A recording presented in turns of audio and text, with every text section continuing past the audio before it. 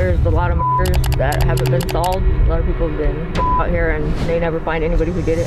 Police shooting in the valley. By our count, it is the 28th time this year. We know the FBI is also involved in this case since it's on Gila River Indian community land.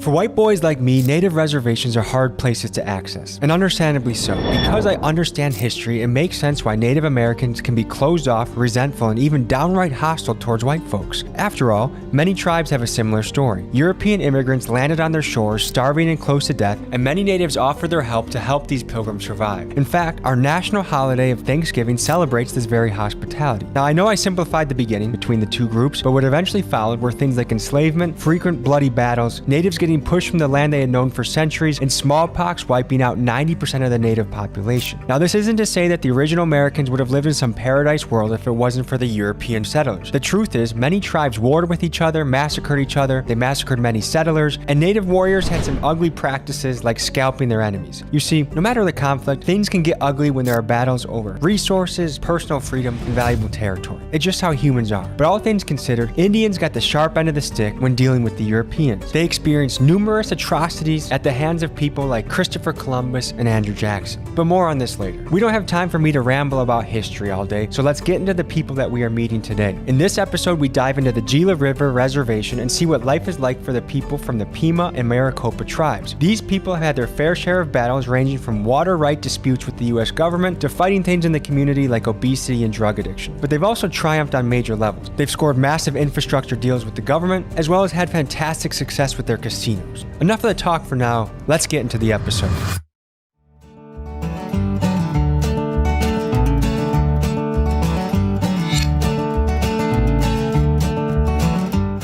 In the first part of this journey, we are welcomed into the home of Grandma Sandra, a town staple who cooks for us and tells us about the culture and community. Here we go. I'm Tommy. Sandy. Nice to meet you. What land are we on right now? We're on the Gila River. Can you tell me any of the history of this place? The Pima is called Akamil Atham. That's the name of our people. And we've been here from the very beginning. In fact, our land is in Phoenix, the whole area of Phoenix. We're related to the Hohokam tribe. The white folks came, all the tribes got put on reservations. And this is our reservation that we have now. I'm going to give everyone their first reading assignment so far on the channel. There's a book called Bury My Heart at Wounded Knee that everyone should read. Imagine for a moment that the Chinese began taking over America and that the way they made peace with us was by forcing us to sign treaties that removed us from the wonderful land we grew up on and forced us to move to the shittiest areas they could find. Places where crops can barely grow and the resources are slim. And on top of that, the minor concessions they did offer to us in the treaties, shortly after, they would break their word and go back on their promise. Let's take the Sioux people in Nebraska, for example. Once the US government found out that the land that they stayed on had valuable gold mines, they again pushed them to a new and even shittier parcel of land. This is what tribes across the country experienced in their dealings with the US government over the mid-1800s. To best understand the treachery of this period, I recommend you read the book Bury My Heart at Wounded Knee. I read this book in college and what I learned has stuck with me ever since. This book is linked in my description.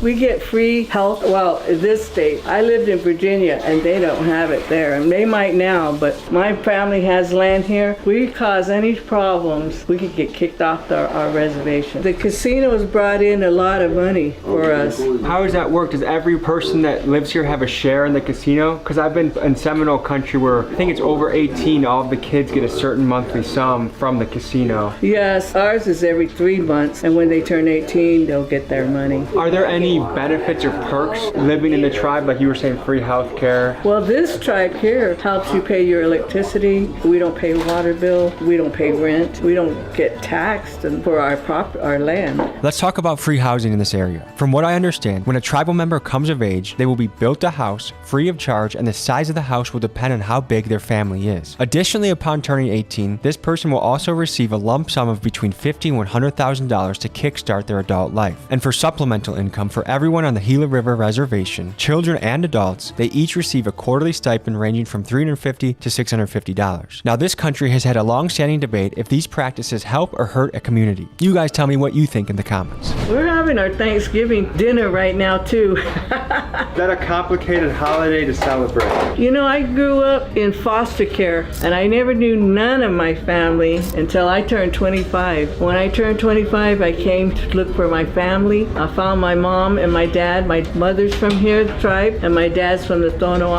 tribe. And when I found out about that, I was so happy, and both tribes accepted me without no doubt. I never grew up here, but I've been living here now for over like 40 years, 45 years. I did get to meet my mom, but I never got to meet my father. You could only pick one tribe to be enrolled in, and I picked my father's side because I never got to meet him and I wanted something from him, and so I picked that tribe. But I've always lived on this tribe, in the Pima tribe. Something Extra was telling us in the car that I wanted to ask you about is that there's kind of myth or rumors of spirits in the mountains or portals. Have you ever heard anything like that? Oh yes. Yeah. Have you ever heard of anyone going missing or like talking to the mountain spirits and bad things happen? One of my uncles, he does go up there a lot, and he says he always sees stuff, different things, like he gets the clay from the mountain and he makes it all. The symbol of the guy with the flute, that is the fertility god, isn't it? It worked for me, folks. Within 1 week of trying with my wife, we got pregnant. How would you describe this place to someone that's never been here before? They still go by the old ways, you know. Some people still cook with wood, but now they're building houses for the people out here, so they're getting new houses. They're still building houses now from the casino, you know. The casino money flows through. Yeah. How do you feel about our government? I think they're kind of crooked, you know. They take a lot of money from us. The casino is built on our land, we built it, but they still tax us. You know, a lot of people out here, they're either on drugs or drinking, you know, because they don't have no kind of income, nowhere to go.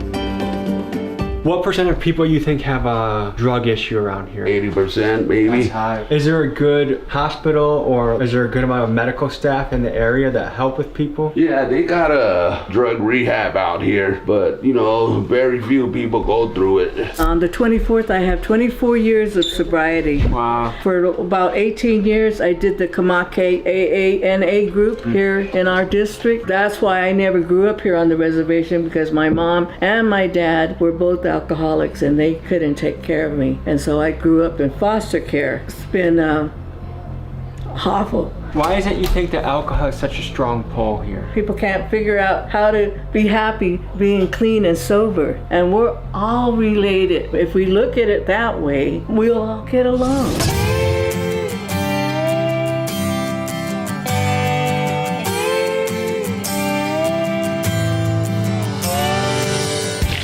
About how long do you go on each side? Really fast, a minute, not even a minute. As soon as this grease is hot, it gets it cooked fast. Kind of like a thick tortilla almost. Yeah, so this is my dough. This is the flour most natives use, the bluebird. I'm trying to teach my family, my girls, or anybody who wants to, know how to do it so they can carry it on. People be shooting, people be trying to break into the shit. So there's a lot of abandoners around here? Oh, hell yeah. This is probably the security right here. Oh look, someone discarded a toilet right there. If I had to shit and I came across that, I'd be disappointed. People go up there. People climb all the way up there? Yeah. Have you been up there? No, I haven't been up there. I'm kind of scared of heights. Yeah, I'm scared of heights too.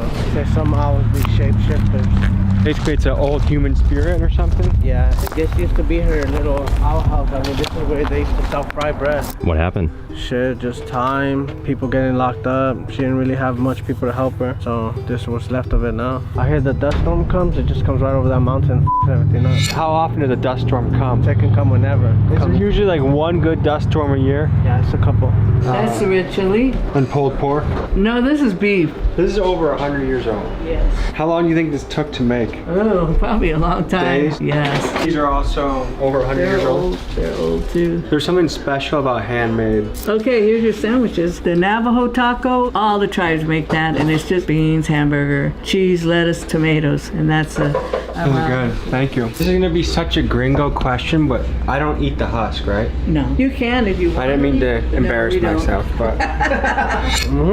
Yeah. Good. Well, Grandma Sandra, you filled our bellies. We appreciate you for Thank that. you. They blocked off the playground? Yeah. Why do they do that? Cause there'd be a lot of kids, these motherfuckers go hang out right there and then they just be crazy. Are these abandos? Are people It's a living? bando right here, look. Do you think anyone's living in there? Probably. So are there gang affiliations around here? Yeah, it's by zones. I think this is zone 6. People around here be like, man, I couldn't find no pills, so I started smoking meth. And like, what the fuck? Has Fetty Wap made its way over here? Oh yeah. We're in the circles, which is called the project. This is mostly where everybody lives, I guess. Back in the day, there was a lot of gangs out here. There's still gangs out here now. Back in the day, it was pretty crazy. You grew up around here? Yeah, I grew up over here. There was just a lot of shootings, a lot of people dying from shootings, you know. The airbag was out here a lot. There's still gangs out here now, but they're a lot younger, you know. So what's the relationship with police around here? They don't really do their job around here. There's a lot of murders that haven't been solved. A lot of people have been out here and they never find anybody who did it. Is this a place where people feel comfortable to call the police when something goes down? Not so much, I guess. It's a small community, so people know people, and they'll know if you call the police on them. Is there anything you can tell the people about the circles? Don't come through here at night if you don't know nobody. It's really dark around here. Yeah, there's a police station right there. That's the only cops and the rest. But this has been here for ages.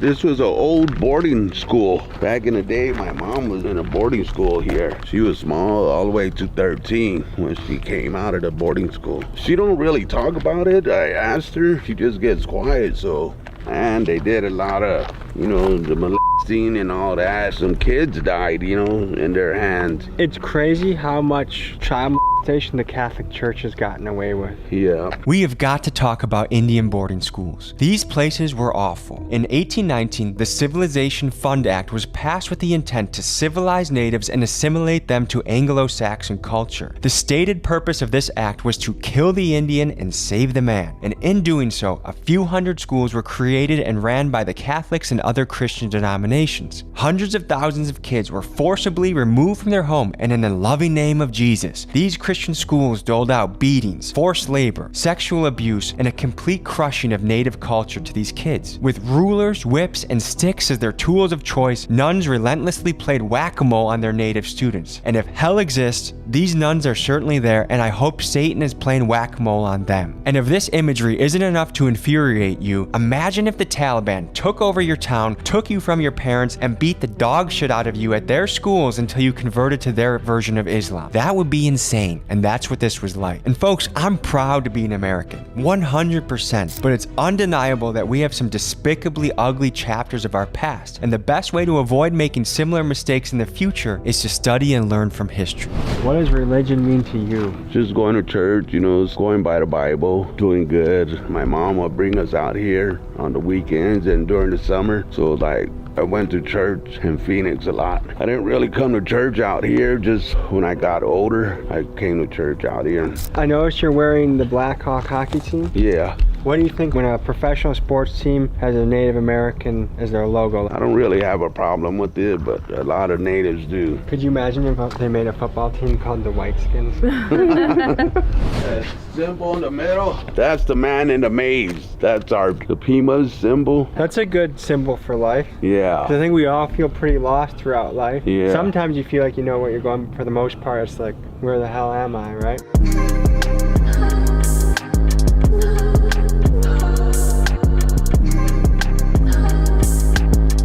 So Grandma's taking us in the mountains right now. She wants to show us some things.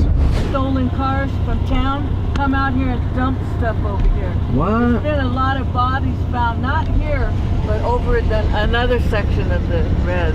This was now the third person that had mentioned something about people going missing and bodies being discovered at the reservation. In fact, a Google search will tell you that another body was found on the Gila River Reservation as recently as January of this year. And if you take a closer look at this trend, you'll discover that bodies have been discovered on reservations in Montana, Wisconsin, New Jersey, all in the early months of 2024. I even got a DM in January about about this happening on a reservation in Winnipeg, Canada. It's worrisome how many women on reservations go missing or end up murdered. A study from 2008 showed that Native women get murdered at a rate that's 10 times higher than what's usual across the country. What's more, most of these cases don't even make it into the Department of Justice's missing person list. And get this, murder is the third most common way that Native women die, even more so than strokes, liver problems, or diabetes.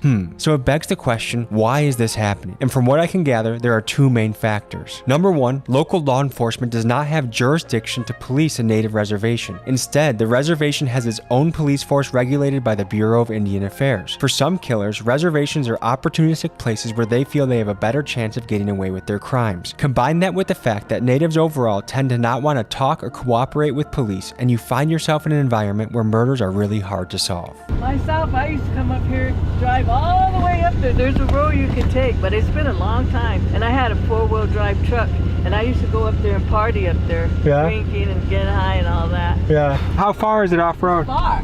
It goes all the way to Mexico. There's the back road. They used to go deliver drugs. Really? Back yeah. Grandma's starting to take us on a crazy adventure. Bodies, stolen car, trafficking to Mexico. What the f, Grandma? You don't want to be out here. How is she doing this? Oh no, Oh no, Grandma. God. This is a bad idea. Yeah. Oh my God. Jesus. Sorry to say I'm not as tough as you are. I got a little scared when you were hitting those trails. I thought I was gonna get stuck. So I want to hear more about the bodies because you just casually said that, and I feel like I want to touch on that a little bit more. A lot of people come from Phoenix, and because we're so far out here, and there's nothing over here. I mean, you know, so people come and dump bodies here. You can tell this is a drinking town. Look at this. This is 30, 40 feet off the road, and still, like, it just shines. The road is shining. Yeah, this is definitely a drinking town. Next, we make a stop at Big Mike's house. He's a religious leader, he has a sweat lodge set up in his own backyard, and he has stories for days. Let's knock on his door and see what he has to say. This is Big Mike's house. We're heading towards his sweat lodge. He's helped me a lot. We fought against the Interstate 202 now. And why didn't people want it here? And we like natural. All natives like that. It's not on our land. It's on the other side. But it might as well be. It's right there, right on the border of our tribe. They even cut the mountain. That was our sacred mountain where we go and pray and stuff. I read that 50% of people around here have diabetes. Is that something that you're familiar with? Yes, yes, it's real bad here. We weren't allowed to do our traditional ways. We had to learn to be like them. Is there still a long-standing resentment towards Europeans or white culture?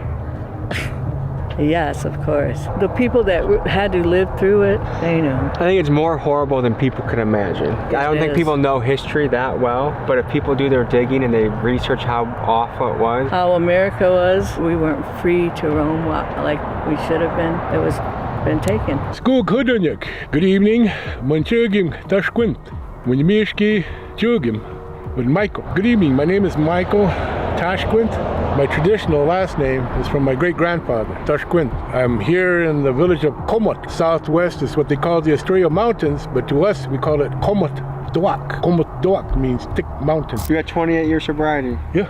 Congratulations. Thank you. What made you start that journey? 93, I lost my brother up the road here. He got hit. We were going up to go get some more beer and everything like that. We're coming back, and we were just coming up the road here. Just on the other side, there were those houses on that side began. This people hit a horse. You know, the woman, you could see where she hit the windshield. Her face is all bloody. As we were going by, the door on the driver's side was open, and there was a guy laying on. So I told my cousin, you know, pull up behind him. They pulled up behind him. My brother already jumped out, and he ran over there. Just when I got out, I heard my brother go to the other side, and he was checking on the woman. And I heard my cousin yelling out, "Chris, look out, there's a car coming, there's a car coming." And then next thing I know, my brother was standing with the door here, and he was waving his hands like this. Well, they missed the car, but they hit him right there, and they just went over him and everything like that. I got out of the back seat of the car, and I just turned and I looked, and I seen him get hit his head, and brains, blood, and everything like that. And I was over him like this, I was laying on top of him like this, and I kept telling him, you know, don't leave me, I need you. You're the one that's holding my leash. My brother was the guy, more or less controlled me. If I was gonna kick somebody's ass, he would say, go kick their ass. And I say, really? And I go over there and kick their ass. I ended up getting deep into drugs. I didn't give a shit about it anymore. The final point came was that one night, I guess we were sitting there drinking and everything like that. And I was sitting there rolling up joints, sprinkling with coke. like that, and running them up, getting ready to smoke. And after that, I got sick. I mean, I almost died. And that's what kind of snapped me out of it. Whatever happened to me, my dad, my brother came. And I remember going in. I mean, you know how the lights are on top of us? And I remember looking up like that and watching like that, and I just seen him going, choo, choo, choo, choo, choo, choo, choo. And that's, I was out. So I just woke up and I was like, what the hell? And then the nurse came around and she goes, oh, you're awake, you're back. I said, what? And then she goes, you know, what day is this? I said, Wednesday evening. And she looked at me, she goes, no. She goes, this is Saturday evening. You've been out for the past 3 days. Your family's about ready to bring in the priest to give you last rites because you weren't going to make it. I said, what? She goes, yeah, we're about ready to die. I remember I started walking and I was going in something like gray. It was just all gray. And all of a sudden out of this side, I seen this black figure come out like that, you know. And I heard my brother start laughing. He goes, what are you doing here? You don't belong here. It's not your time. There's the other side. I seen another figure on this side. My dad, I heard his voice. This is not your time, he said. You need to go back. Come on, we'll take you back. And as they were coming back, they started telling me about sobering up, changing my life, doing the things I needed to do. Woke up, and that's when I woke up in the hospital. And so after that, that's when I decided I got to quit. So they took me and sent me down to chemo, and that's when I found out I had PTSD. It feels like this world is losing its soul and losing its culture a little bit. Can you speak to that from your lens? I can understand that, and I know what you're talking about, because our young kids, they're not picking it up. They don't know too much about the history and the culture of our people, especially grandparents that went to boarding school. In the boarding schools, they were stripped of their identity, their hair was cut, they were forbidden to speak the language. A lot of elders are embarrassed or ashamed to speak the language to their children and tell them the stories and all of that. Growing up here, my family made me understand who I am. They made me speak English first, but I asked them, why'd you teach me English first? They said, because if you learn Pima, it would be hard for you to learn English. And from there, my grandparents and family helped, raise me and teach me my traditions. So trying to keep that up to the kids now. A lot of kids, they just don't know. White man society. What comes to mind when you think of that phrase? The coming of the Europeans, from the Spanish coming through the islands, Puerto Rico, Cuba, from there establishing their ports and everything like that, and then from there coming across to Mexico, South America, enslaving the indigenous people, all for gold, silver, and land, and everything else like that. Then again, too, the Europeans, the French, the English. The Dutch, they say, were the only people that kind of took care of the native peoples. But when you look into the history of the English, Spanish, and the French, they stole, they conquered, they lied, they paid for the bounties of scalps. All of them, Spanish, French, English, women, children, elders. Thing about the border, they talk about all the people that are from Mexico and on that way. Those are indigenous people, even the Mexicans. That's not the right word for Mexico. It's Mexica. That's the thing about the white man's society, the Europeans coming here and just trying to make us and totally assimilate us. What are some spiritual beliefs of this land? When the son married, he brought his wife home. If the sister married, she married out of the family. What are the biggest challenges facing this community? We're doing good. I can't really say anything wrong or anything bad. Through the casino revenues, the tribe is taken care of. There's money through the gaming compact that goes to all 7 districts here. That money helps take care of it, What kind of benefits do the tribal members receive from the casino? Nothing really from the casino. The only thing you get is just the per cap that we get every month. I mean, every 4 months, every quarterly. But like I was saying, is it the same for everybody, or does it change by age, or how do they No, figure it's out? the same. It's the same. It's set at one set amount, but it's different. Each quarterly is different, depending on what these casinos make. My first house, my mom and dad built themselves. Second house, the Bureau of Indian Affairs built that for me. Then this one is the tribe built this for me. Wow. And again, it's in the gaming compact that homes are supposed to be provided for all enrolled tribal members. Final thoughts you have, or anything you would like to say to the audience out there? I just turned 70. I go to the gym all the time. I wanted to do with my wife to go in there and put it on our Facebook. Here I am, my birthday, 70 years old, still working out, Come on in and come work out with me. Diabetes is a very, very high thing here on my reservation. From what I saw with the numbers, it's over half. Yeah. At one time, I was like close to 800 pounds. Right now, I'm probably bouncing between 320 and 290 maybe. Since you're finishing up and you're getting ready to go home, this is called the Going Home song. And with that, folks, thank you for joining us on this adventure. We'll see you next week. I be a nigga, they call me Lil 10 for a reason. I'm standing on both my feet. I'm on the wall with a bang and Juvenile. Kept me off and the blood getting leaked. We had shot his ass. He got hit 5 times. Home invasion, burglary, and assault with a deadly weapon, and malice murder. Yeah, they piped up. What is your home like? A lot of family members using drugs. Everything got a consequence to it. You gotta think before you do it. All the goddamn camera cook.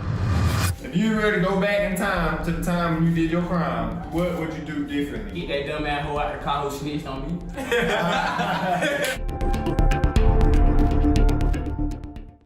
Through contraband cell phones smuggled inside, we take you behind the walls of a maximum security Georgia Juvenile Detention Center. And this just isn't any lockup, but a level 5 facility which is reserved for the most dangerous youth offenders in the state. Inside, you'll meet kids serving time for crimes ranging from home invasions to carjackings, armed robberies, and even murder. Their stories let us see into a world that most of us would otherwise never know about. And at the center of today's episode is Kanayan, also known as 10. We'll not only see his life on the inside, but we'll follow him after his release, capturing the reality of what it looks like to re-enter the world after 4 years behind bars. Disclaimer: Georgia Juvenile Detention Centers house individuals up to 21 years of age. All people you will see on this documentary are 18 years or older, and any individuals under the age of 18 have had their faces blurred to protect their legal rights and privacy.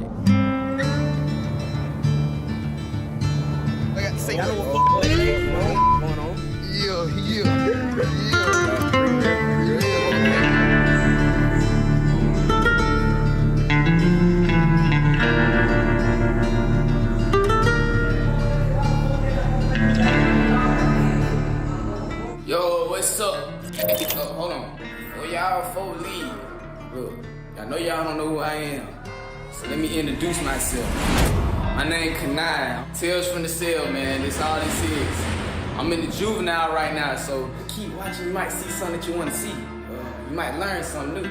But yeah, we just gonna be telling y'all about our lives and how we be living it up, and you know, just keep tuning in.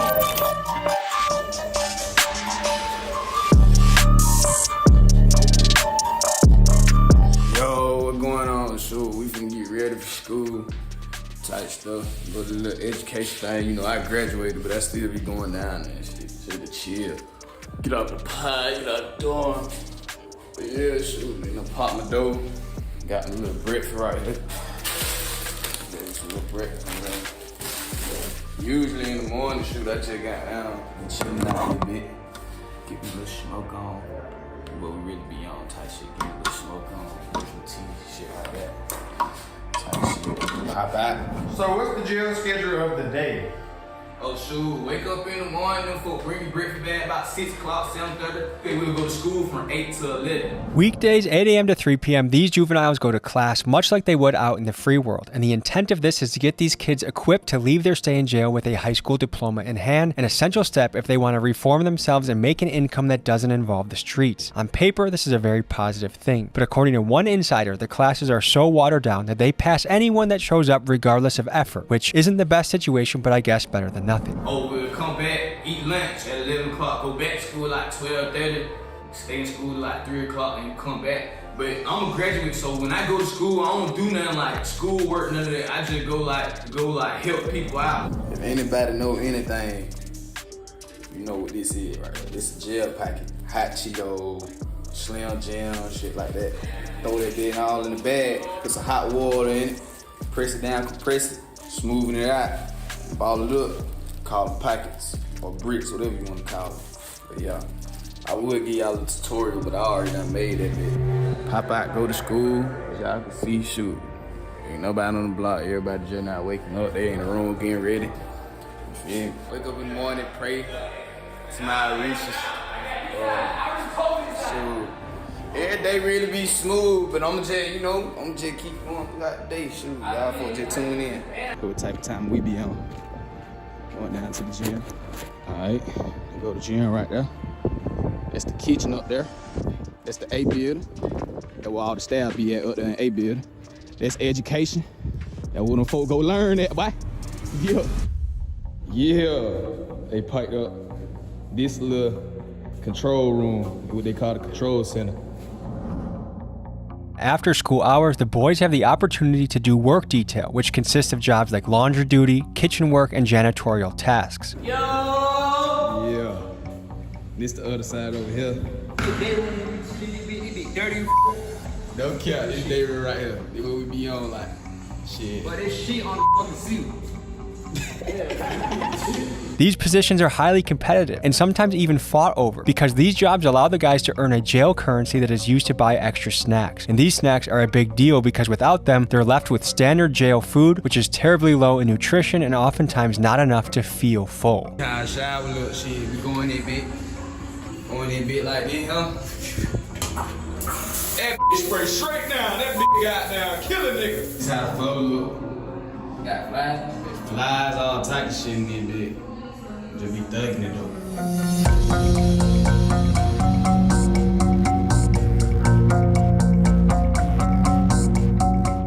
Basically finna do these interviews. I'm gonna start with myself. I got my boy over here. Yeah, introduce yourself, cuz. Well, you gonna do yeah. Come on with it. Let's do it. Let's pop it. Yeah, my name Kanine. I'm an upcoming artist. I got a couple armed robbery, couple aggravated assault. Ain't nothing to be proud about.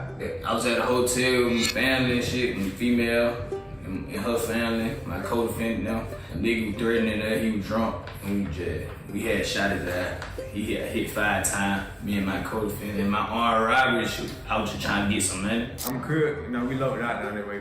Shoot, what you did end up in Juvenile? Home invasion, burglary, and assault with a deadly weapon and malice murder.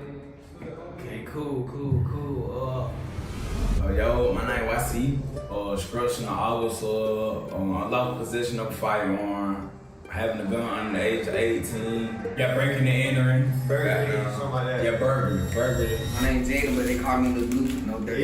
Yeah. I got a couple aggravated assaults. Still on business when I got out. No, okay. Little Spike G, man. Home invasion, arson, kidnapping, gang trap. Something you may be shocked to see is kids openly carrying knives in juvie. However, in Georgia's prison system, this is actually quite common, and according to one inside source, nearly half the inmates in this facility have a shank. For some inmates, it's a weapon of survival and self-defense. For others, it's a status symbol, no different than a rapper flaunting a chain. Now, how do they get these weapons in? Well, actually, these weapons are crafted from inside the jail itself, often from scavenged metal. Bedposts get broken down, or loose scraps from poorly welded metal walls are sharpened into blades. And with stabbings being a major problem in the Georgia prison system, these knives are a huge security risk. I went and got on striking with the bros and shit, and I was out on the run for some other shit, and I messed around, got caught up. I call Yang, man. I'm from Brunswick, Georgia. I got a little shootout. Then I got caught with Stolo, Lugo, couple aggravated assault.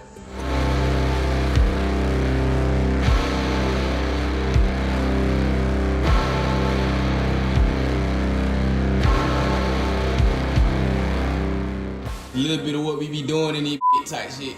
See, we got that bit connected to that. Yeah, having hell emotion.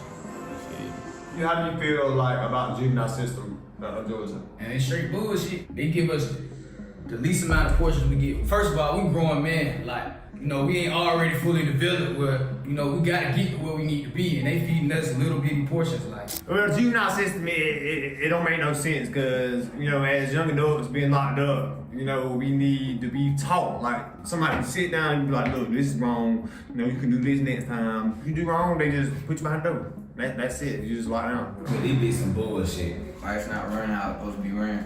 This shit like a daycare, a backward daycare for young niggas. Like, they expect us to do right and they treat us like shit type shit. That makes sense. this shit some bullshit. I'd rather be home. Everything got a consequence to it. You just gotta think before you do it.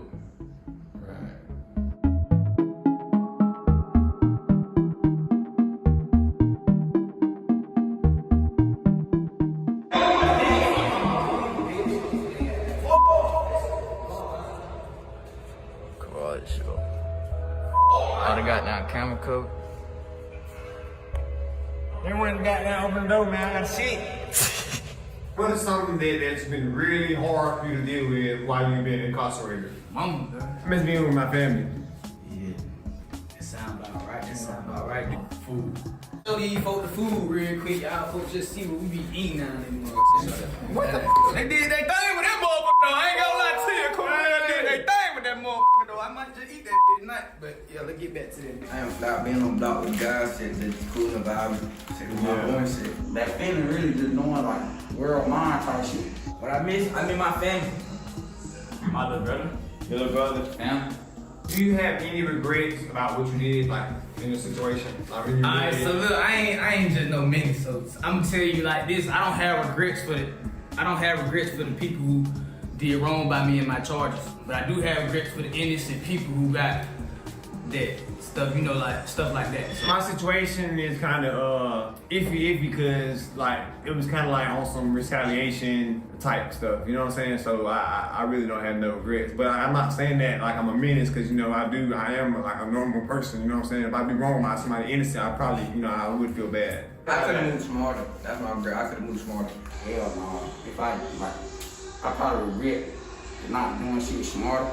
I ain't gonna say I got regrets, cause you know, I gotta keep moving. I can't go back in time and fix what I can't. You see what I'm saying? I can't go back in time and, you know, fix what I did. I gotta keep moving. If you were to go back in time to the time when you did your crime, what would you do differently? Get that dumb ass hoe out the car who snitched on me.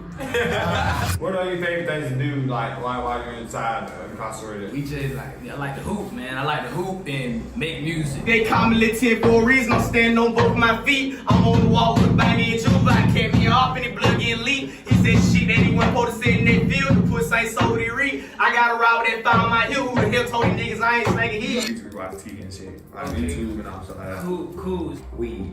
Talk to my girlfriend and shit. On the phone all day, she's been caking up, you know. On the scrub type shit. I like break shit and that shit. Man, my favorite thing is make music. So since you've been incarcerated, what are some of the like violence-wise and turn-wise things that you've been? Shoot, I done seen him get hit broomstick, beat to sleep. I got a bro who was here when a boy died in the facility. Homeboy, they was finna fight. The homeboy around hit his ass. My he fucked around, fell, hit his head, crushed the back of his skull, type shit. They had put him on life support. He died in the hospital.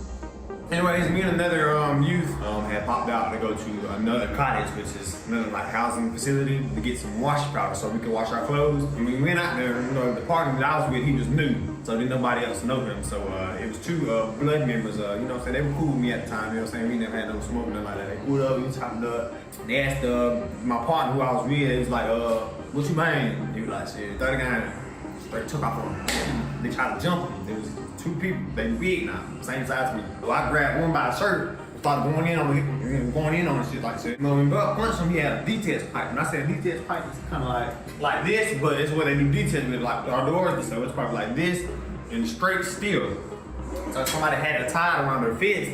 So when he punched him, you know what I'm saying, they broke his jaw. The officer went to let him in and his mouth was just pouring blood. Like when I did, like almost like you would think that he got a main artery had got hit. I looked inside his mouth, his jawbone was sitting across his tongue, and his mouth was just hanging like, just hanging, he couldn't talk. Shit, I got to him was 13.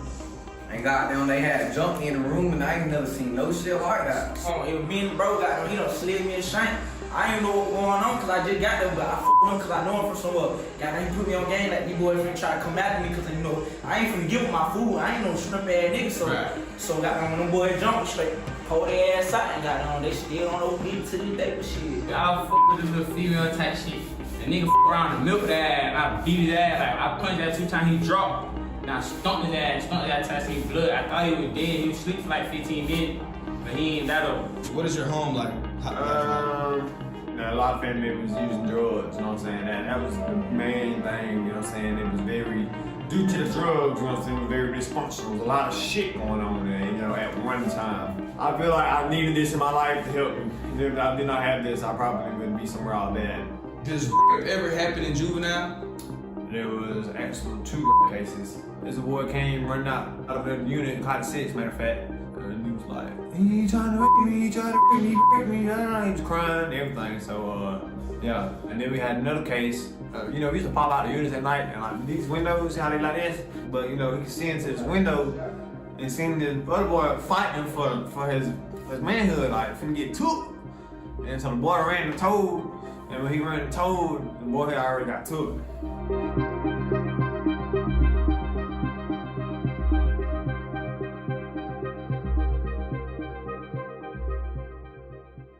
I got word from Kanayan that he was getting released, so I planned a trip to Atlanta to see what he was up to in his first few days of freedom.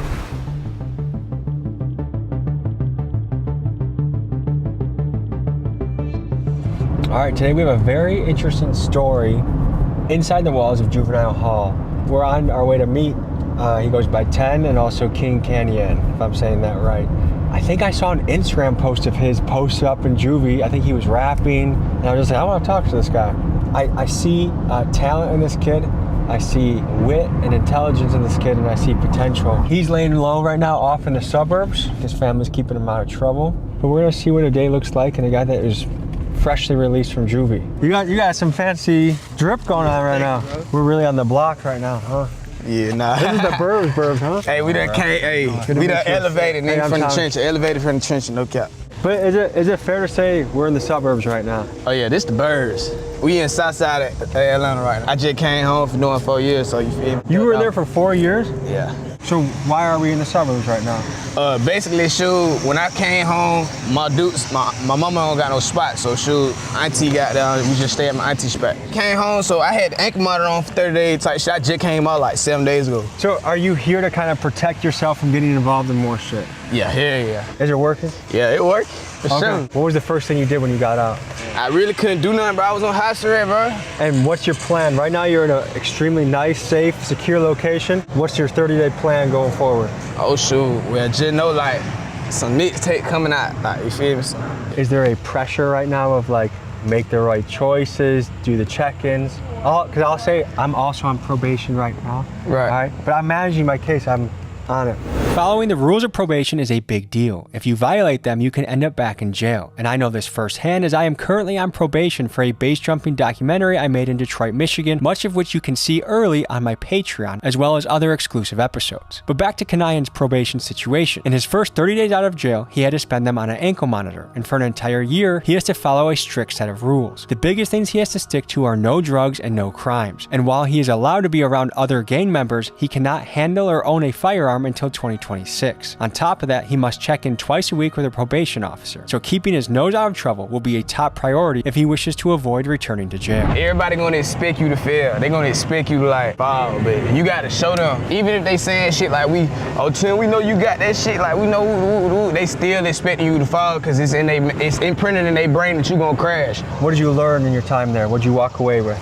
So in 4 years, bro, a lot of knowledge, read books, shit, wrote music. Any favorite books that you could recommend to the audience? I ain't gonna count that Letter to a Young Brother, like, feel by Hill Harper, that bit hard.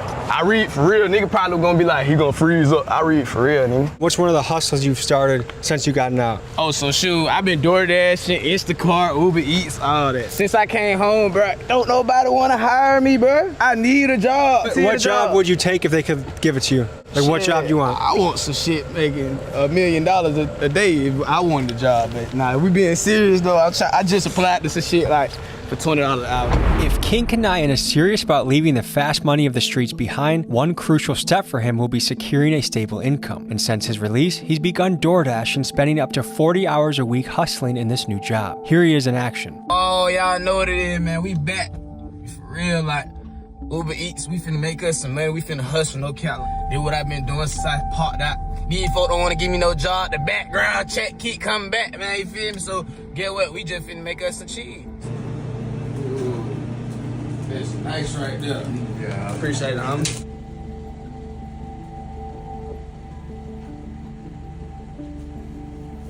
How many hours a week would you say you do the Instacart type stuff? That's like a 9-to-5 job, bro. Maybe more than that. Like 12-hour shift. Do you feel like a lot of guys in the street make a 9-to-5 feel not cool? Kind of yeah, the they vibe. make it seem like that, but I'm a hard-working nigga. Like I don't care what it is. Like I'm a hard-working dude. That's how you look good. Yeah, you gotta clean it let's up. go meet my auntie and my uncle over here. Come on. Let me get it. Cut that out. That's so important. That's so important though. All the big sport. I don't want to talk about that. As I was learning more about Kanayan's childhood, I asked him about the role his dad played in his life. He didn't want to talk about it, but his aunt told him he should talk about his dad because she believed it was a vital and honest part of his story. He didn't tell us more then about his dad, but he did later in the episode. So this happens a lot in these shoots, like, hey, I was like, can we talk to your mom? Oh yeah, we can talk to her. As I drive through the suburbs towards the hood, I just think this kid, he's lucky enough to have someone in his family that is living in a probably $500,000 home in corporate America, and he has stability, and yet he's bringing his YN friends, including the white boy in that. I think anyone could be a YN. Ski masked up in front of $500,000 homes. Like, read the room. I feel like as soon as the video shoot starts, they want to like chuck all the good stuff away and just go straight back into what got them in the first place. And it's just like, we'll see where this goes. We'll see where this goes. You served 5 for a very serious crime, shooting of another individual. Do you think that you paid your debt? I feel like I got a clean slate. It's time to shine. Like, all the shit that I ever did, I done got on my knees and prayed about it. Real talk. So it ain't no question about it. I know, like, I got a clean slate. Kanayan later told me that while he is no longer in the streets, it was important for him to take us to his old block to show us the influences he had growing up and the type of environment that he had to contend with on a daily basis. Hey man, they the 10, man. Yeah, you feel me? If you ever go in the apartment, man, nigga know where we at. Nigga, we on MLK with it, no cap. West side. So why is this place important? Oh, this my shit. This is my shit. Yeah, my name Lil 10, so you know, my apartment, you feel me? I would name that the hood type shit. I used to be tripping like. You grew up here? Yeah, hell yeah, this my folks shit. Yeah. What years did you spend here? 12, 13, 14, 15. So when you got in trouble, you were living here? Yeah, I was just out there bit. When did you jump off the porch? 10. 10? I already own it. Like, I already own it. We all used to stay together in the suburbs. So I really had a chance to get up out the streets. It's just my mom wanted to go her own way. Like, my mom tired of living off people. So when I turned about 10 years old, we moved to Mechanicville, and that really was just like, would just hop me into the street. Like, people around us, we just all wanted to strike. We wanted to get in folk car. We wanted to go rob folk. Like, we just wanted to do what we wanted to do. Like, get us some money, some fast money, shoot. That shit came my life, I ain't gonna lie. And then shoot, when I turned out, my daddy, he live in London now, cause he did shit now. He can't even be in America no more, so see, he don't even live in America no more. So my mama raised me by herself, shoot, down here by herself. So you moved and things got chaotic or what? Just like the area I was in, shit, I just was going crazy. I really ain't never really had to want for nothing, but my dude always made sure I was straight. Like, you feel me? It just like, I was just going the wrong path, down the wrong path. I started smoking, bring guns in the house, start getting in trouble. Like, there's gonna be some people watching this that'll say like, man, this guy's an opportunity to live in a $500,000 home and be safe. Why would he even bother getting mixed up in something that got him into this predicament in the first place? It's just like, this me. You feel me? Like, this represent me. If you could pick one place to live, which one would you pick? I'm trying to live in the hills, man. I'm trying to get me a house somewhere on the ocean. I'm talking about like somewhere right there on the beach. My dad live in London, bro. My folk from Africa. Your dad's British? Yeah. My dad live in London, but he from Africa. He from Sierra Leone. What's your relationship with him? If I ain't seen him since I was like 4 years old. What the fuck is he doing? Shit. He had a bunch of goddamn kids down there, bit and went and left. Who grew up here? Did anyone else grow up here? Nah, hell nah, none of them, nah, they ain't from out here. And I'm guessing it's a closed case, whatever you, like, what'd you go away for? What did I go away for? Shooting. Aggravated assault with a deadly weapon. What situation made you feel like that's what I had to do in the moment? It wasn't the right choice, but it was more like retaliation. Does any of that haunt you? Like, do you ever wake up with it from sleep and be like, like you remember what you did or anything like that? Like, does it affect you at all? Some would say that what you did would show that your upbringing, whoever upbrought you, failed. What would you have to say to those people? I had to tell them they dumb in here. I ain't failed. My family like shit. We went through struggle shit. Everybody go through what they go through, bro. Like, everybody not built the same, bro. Everybody different. So you can't, I don't know. I really don't, that's a subject that I can't even get on, cause at the end of the day, nobody don't know what another nigga went through. Like, where they slept at, like where they was at. You feel me? Where he had to get out there and get, if he had to eat, like, hold that shit down, stop judging the book by that cover. I think a question a lot of people have when they see some of this juvie footage is, where the hell are the guards? Yeah, I ain't gonna cap, like, shit, we do what we wanna do, shit. We ran what we want. We ran the whole jail, bro. Whatever the fuck we wanna do, we did. That shit ain't had no structure, like, nigga not learning, you feel me? Nigga thinking jail cool, cause they do what the hell they wanna do, you feel me? Would you say it was understaffed from the guard standpoint? Yeah, hell yeah. And how that impact things? When I first got locked up when COVID started, see, I got locked up when COVID started, 2021. They didn't have no staff. Like, we was on 23-1. You 23 hours in the room, 1 hour out.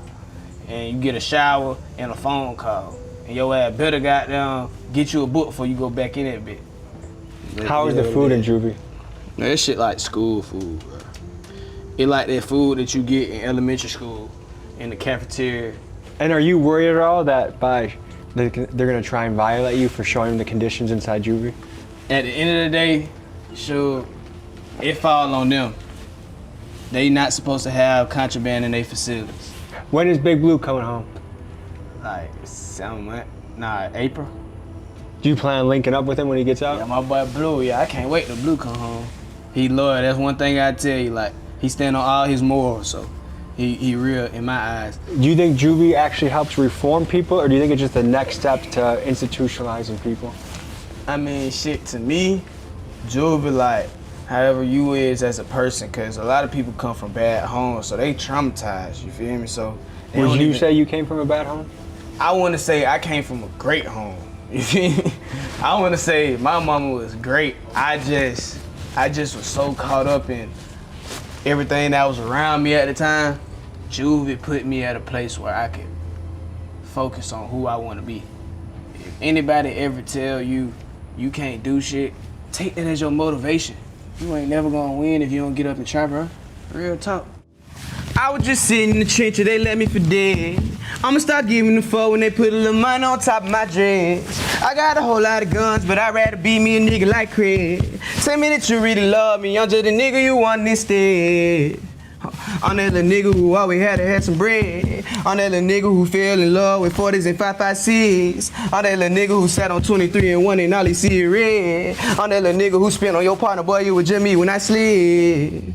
After hearing Kanayan sing and rap, I genuinely felt he was talented and wanted to see what I could do to help him generate some buzz with his music. So I hired my videographer friend Ryan to swing through and record Kanayan's first music video. Here's how it went. They done let out the beast, I gotta turn up the heat. That young nigga never a leech. LG been when I tell the street. 2021 I was sliding the Jeep. I opened the door, I done caught for the key. She throw a lap out when she hit me on beats. Who is that dangerous nigga who came out the 10? You playing, you might meet the reach.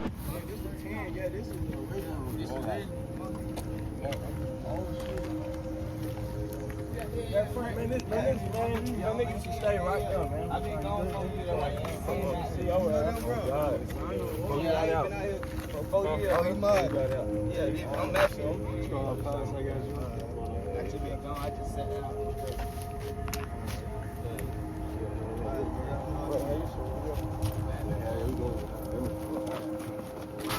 What's happening right now is we are getting pressed for the second time by that bald guy who looks like he grew up listening to Young Jeezy. He was not happy to see us recording a music video on his block, and he insisted that we tap in with him and a guy named Big Tony to see if we were verified or not. He also brought some goons that you see entering the screen to the right. I was not willing to wait around to see if this would turn into a shootout, so I decided to get us out of there.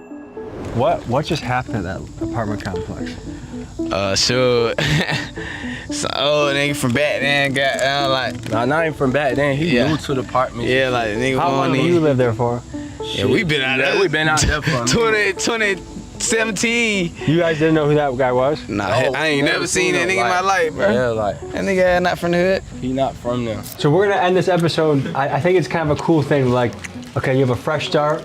We have a music video on the way. It's gonna be linked. Everyone that watches this episode, go blow up the music video, comment Big Dog's Gotta Eat. We're making music right now, so we're gonna watch them do their work. We're gonna peace out. If you could change anything, would you? If I could change anything, go back in time. I don't have no regrets for nothing in my life, so not really. But if I could change anything, like personally, it'd probably be the bond with my dudes, like our bond type shit. So.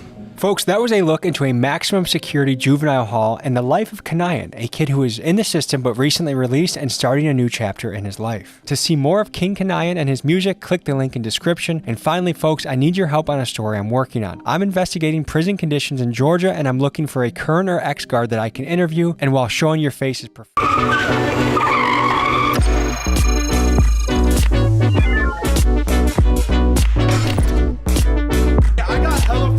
Like a bunch of us watching your shit. Really? Yeah, I'm telling you. Hello, everybody. everybody, I'm Tommy G. Today we are visiting the most incarcerated place in the world, which feels crazy to say that one, it is in Milwaukee, and two, that it's in the United States of America, land of the free. We're going to a zip code where 6 out of 10 guys walking around have been incarcerated. Can you imagine what it would be like growing up in a zip code like that and how your life might be different? First, we're gonna interview locals. We're kind of on the south side of Milwaukee right now. Then we're gonna head to 53206. Let's go. Doing a documentary in Milwaukee about 53206. Have you ever heard of that zip code? Yes, I have. If you were mayor, what do you think you would do to help the crime-ridden areas? Oh, you probably need more police officers on the street, and you got to get the community to band behind you and support what's going on, but you need to teach the right behaviors at home too. Do you think there's any kernel of truth that there is a systematic racism to this country, or do you think that's nonsense? There is racism. I'm sorry to see how bad it is here in Milwaukee. We're also known for being one of the more segregated places in the country too. Yeah, sometimes it's obvious. No, I just hope that it improves and gets better, and young people coming into the world, their future is going to be challenging, and if we can make it better, a lot better for all of us. How often do you visit Northside Milwaukee? Probably like every day. How do you describe it to outsiders? Well, I mean, it's not the nicest place in the city. I've done a lot of work in that area. It is a high crime area. I've never been like robbed or anything. Like, I mean, I've had shit stolen, but like I'm not scared to go over there. You know what I mean? So did you know that in our city, 53206 is the most incarcerated place in the world? I did not know that. Yeah, I used to stay in the 53206 area. What was it like? It was rough. At the time, I think I was teaching, and I came home and my lady said, "Oh my God, they shooting between our house." Came home, my whole house was a crime scene. I guess what I wonder is, what would it take to stop the cycle? I think everyone wants to see Americans overall win, and that's a place where not a lot of people are winning right now. So what do you do as a mayor or as a president to adjust that path? I don't think it's up to the mayors or the presidents. Honestly, I think it's up to the community. We have to fix ourselves. When I was growing up, it was morals and structures to everything that you did. If you ran the streets, like, you couldn't just do what you wanted to do. Right now, there's no code. There's no code. So did you grow up in 53206? No, I grew up in 53207. How different do you think your life would be if you grew up in that zip code where that's that crazy, that much poverty? I'd probably be in a gang right now. We'll say this now, and I think this is the truth. Your chances of making it out, especially doing the things you might have to do, they're not really in your favor. But if you make it, like, you can make it anywhere. And that's one thing I'm proud to say. The left side of the spectrum will say systematic racism is the cause for all the imprisonment. The right side of the spectrum will say it's lack of personal responsibility. I feel like the truth is always somewhere in the middle. What's your take on that? I agree with it. I can do a crime and I might get slammed. You could do a crime in a certain part of the country and it might be a slap on the wrist. Yeah. But the personal accountability part comes in where I got that choice. Do I want to do this? Because I know the consequences. Be careful. Be careful? Yeah, be careful out there.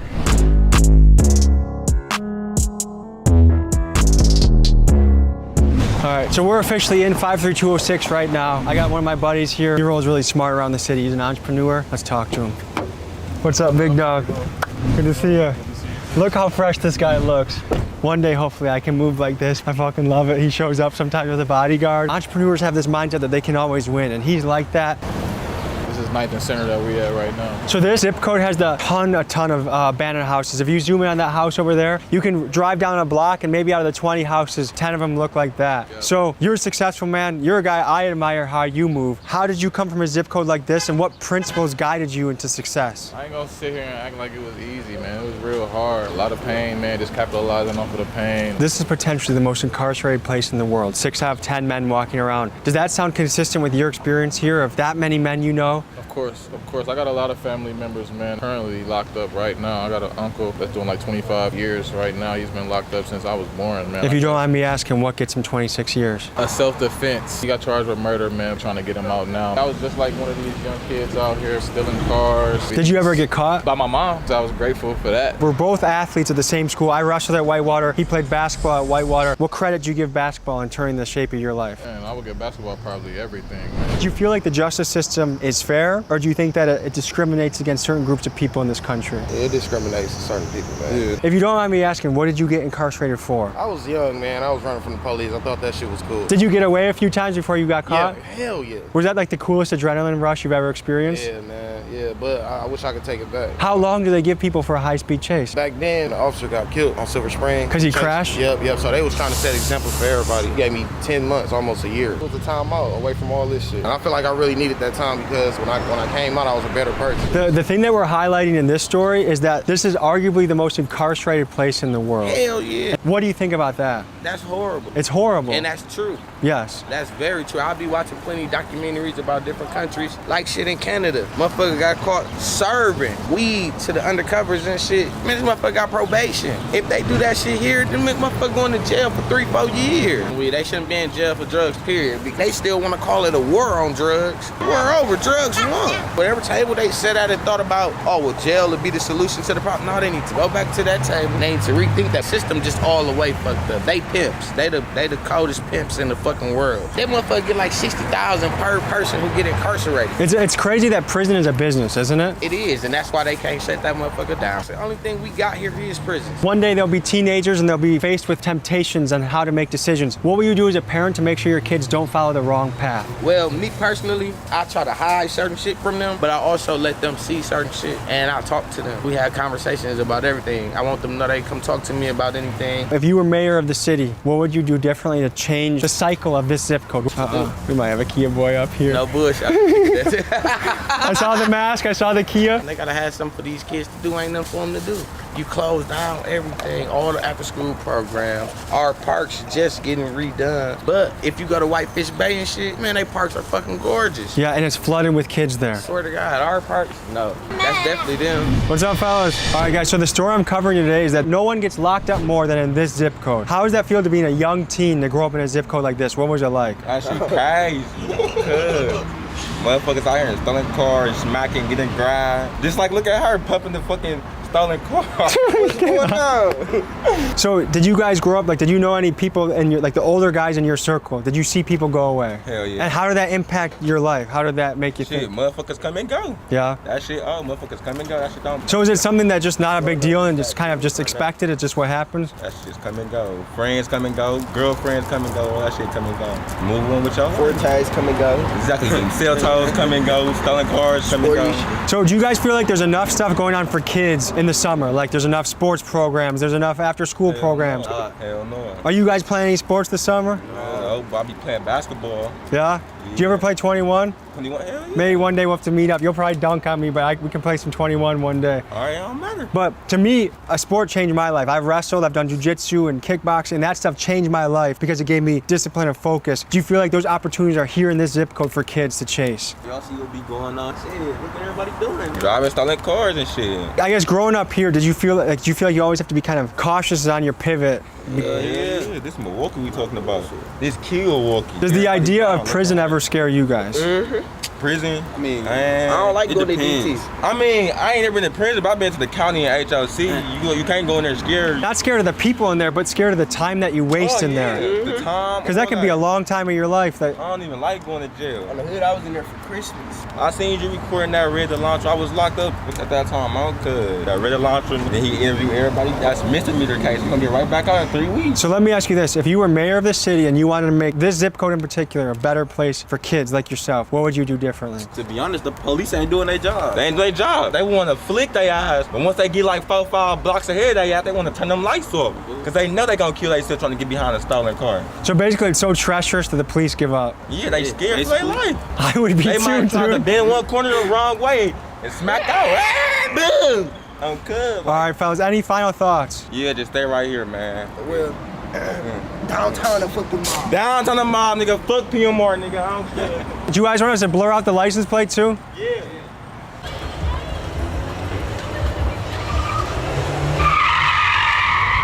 Oh, fuck.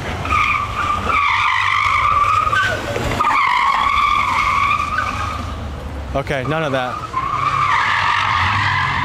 All right, we're getting the fuck out of here. Do you want to just send me the location? Okay, send it to you. Cool.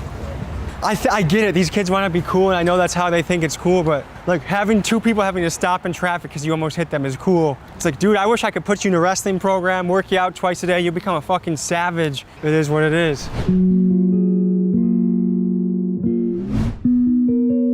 All right, so we're visiting some of my friends at Project Return. This is a nonprofit that helps people that were incarcerated find a job. You can see their office right there. These are guys I've known for years, really good men. I'm happy they're in our community. Let's ask them a few questions. How you been today, man? I'm good, bro. Making moves, making a difference? Yes, sir. So what's been busy on your plate this week? Man, jobs. Getting people lined up with jobs? You know, same job, trying to help them with mental health, sign them up for counseling, all of that, man. Mental health, that's a tough one to crack too, because there's a lot of people right now that are struggling. That sound like Andre right there. Yeah, it does. Is that Andre? Yeah. Just out there trying to make that connection with Quad Graphics so we can get some more people some jobs. Everybody in the building. Man? Good to see you. What's happening? They coming in our office, bro. Welcome to Project Return, ladies and gentlemen. All right. So this is Project Return. We help men and women being released from prison who have blemishes on the background, whether it be a felony or misdemeanor. What we do here is try to help them, transition back into society. We try to help them with their employment needs, help them with housing needs, help them with clothing, help them with mental health. That is our certified mental health lady over here, Miss Amanda. And this is Miss Willie over here who helps with housing. Have both of you had experience with the system, or what? How'd you land up in this spot? Everybody on staff at Project Return has had a brush with the court system or law enforcement. Everyone except Amanda. But you were the one I was watching out for too. But yes, we definitely have a personal experience with what's going on. That's why we love what we do. And when you got out, how hard was it to get your life back on track? Well, I know for myself, it took me 3.5 years. I could have easily went back and did some things. What happened to my daughter, I already knew if I go do this, get caught for this, then my daughter may lose out on her father for a while. I had to go do little odd jobs for a little bit of money or try to figure out some type of legal way to make some money until I went through a program, a transitional job program, and they brought me here to Project Return in 2011. It's a beautiful thing that you guys are paving the way for people, because in this country, it's supposed to be, if you serve that time, it's done, it's over, you should be back in and have a fair shot at things. And that's the theory.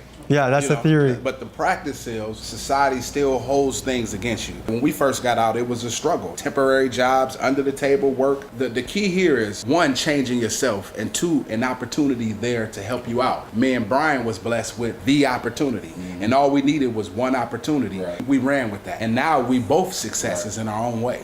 I love to see it, man. Can you give us a little bit more of a tour on what we got here? Yeah, sure. So this is where the magic happens. Yeah. This is intake room right here. People walk in Tuesdays and Thursdays, any week. They see your handsome mugs, they know they're in good hands, right?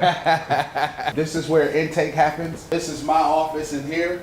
I'm the employment specialist. Right now we're running our women's group and we talk about trauma and parenting and like domestic violence. Here is our conference room. See, Amanda's getting set up for her meeting, women's support groups. So if I'm hearing you right, it sounds like things for substance abuse, things for mental health, things for getting job connections, rental connections. Housing connections. For someone that gets out and they find you guys, that's a big blessing. We try to be a one-stop shop. I like it, man. What percent of people would you say have success when they get out? Let's say 10 guys get out. How many of them are going back to the same shit, and how many of them are using this as an opportunity to restart their life? We're generalizing this. So in general, I would think it's 5 and 5. Right. That's really dependent on the individual right. and the circumstances they're in. And so are you guys overloaded right now? Or if people watching this video in Milwaukee want some connections, are your doors open or are you fully booked right now? We are here for the community. If the community needs us, our doors open every day, all day. Fantastic. This is Mr. Clem Richardson office. He is our AODA counselor. You can pretty much trust anyone named Clem. I've never been lied to by a Clem before, you know? So back here, this is where we have our clothing donations for individuals coming home. Oh, so suits and stuff for job interviews. I met these guys in the corporate world. I had to wear a suit and a tie, and he did. These were some of my favorite guys to visit though. So this would be like, when I was staring at my steering wheel wondering what the hell I was doing in my life, I'd come and visit these guys, get a smile on my face, and go back out and knock on some doors. With the limited resources that we have, we try to do what we can, you know. For us that know better, it's our job to give back. It's our job to do what's right so we can change what's going on. I love that, man. Pleasure seeing you again. Likewise, bro. All right, keep making moves, all right? You too, man. I love Milwaukee. I love my city. I really want to be covering good stories about good people. One thing that's interesting to me is we've talked to people that have formerly been incarcerated and they seem like they really have their life on the right path. And we've also talked to kids that the betting odds is they're on that path. They're going that route and they seem extremely reckless. I know personally, people in my circle, like I just had a bachelor party and 4 out of the 9 guys had been in jail or in prison or on house arrest, which is kind of an interesting thing thing to think about, and all of them were better off after they served their time. I wonder if it's not a question of should you serve your time, but a question of what should the conditions of prison be like? Should there be more education in prison? Is this the best solution we have? And also just the staggering numbers. To think that the US alone incarcerates 2 million people a year, way more than even China that has 1 billion people there. We incarcerate more than China. But we're going back to talk to my friend Demetrius in a more secure location. One of my biggest pet peeves in life is paying for parking. I pay taxes here, I pay taxes on everything, you pay taxes on everything, and they still charge us to park. It's some communist bullshit. We're going here to talk to a man someone that I admire, respect, and is doing things the right way as a businessman. So we just left that gas station, and I know you have it tattooed on you. What makes that gas station personal to you and your story? When I was a sophomore in college, my brother actually got killed at the gas station. It could be traumatizing for sure. So when I look at you as a blueprint American entrepreneur. If I had a kid and they looked up to you, I'd be very happy about that. Why is it you think in zip codes like 53206 that there's just doesn't seem to be that many guys like you that kids can look up to? First, let me say, I don't have it all together. It's definitely a lack of exposure. When they wake up, they're getting on Facebook and they see the Kia boys carjackings and they just being a product of their environment. I have a business that's opening up in 53206. I'm looking for people. Now I can bring something to the neighborhood. You'll be surprised about these guys that walk around here. They got real skills. They just don't got no one to take them serious. I hope kids from Milwaukee watch this. I hope kids from really tough neighborhoods around the country watch this and they say, I want to be like you. I want to be an entrepreneur. He's hiring people. He's opened up a lot of different businesses. He needs people. He's going to put his number. We're going to put it in the description of this video. Give me a call. It's peak season in construction. We have a restaurant that's opening up, a detailing shop that'll be opening up next month. So we're hiring like crazy. We want to provide opportunities. So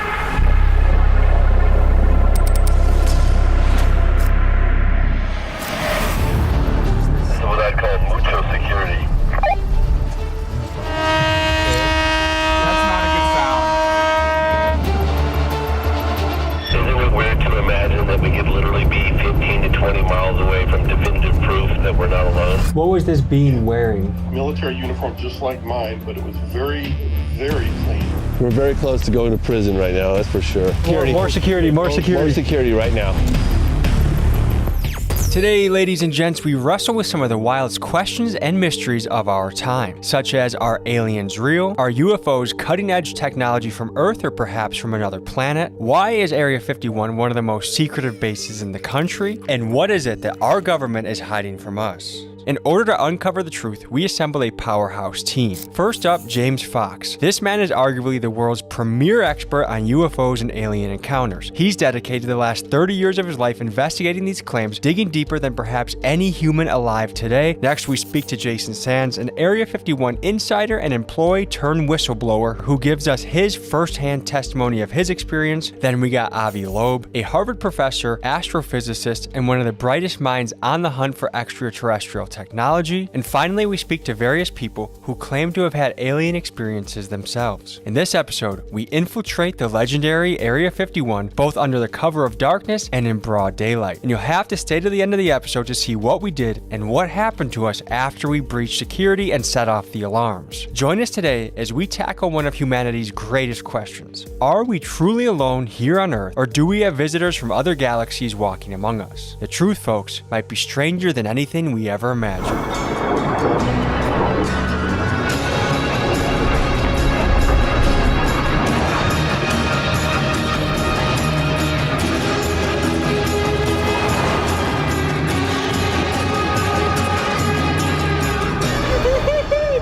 We're in the Wild West right now, folks. It's breathtaking what we're driving through right now on our way to the Alien, which is a motel in the Area 51 network. What is Area 51? Is it a place that aliens were brought to and interrogated and questioned to figure out more and kept from the public? Or is it simply a place that's so remote and so out there that it's an excellent place to develop top-of-the-line military technology, run exercises, maybe they got a CIA black site somewhere out there? I mean, it would be a perfect place. You just blindfold a guy and take him 2 hours down the highway from Las Vegas. No one's finding you. Alien Fresh Jerky, man. How much better of a sponsor can you even get in a video? Going to Area 51 eating alien beef jerky, and damn, it's good. If you would like to try some of this delicious jerky for yourself, simply head to their website, link in pinned comments, and use my code TommyG for 15% off your entire order. My personal favorites was their Roadkill Original and their Pineapple Teriyaki. It was delicious, and I think you'll love it. We're already actually through a couple bags. There's a lot of great excitement in my heart right now. We're meeting up with a world-renowned UFO UAP expert, James Fox. We're an hour and a half away. We'll enjoy this road trip, and we'll see you guys in a few.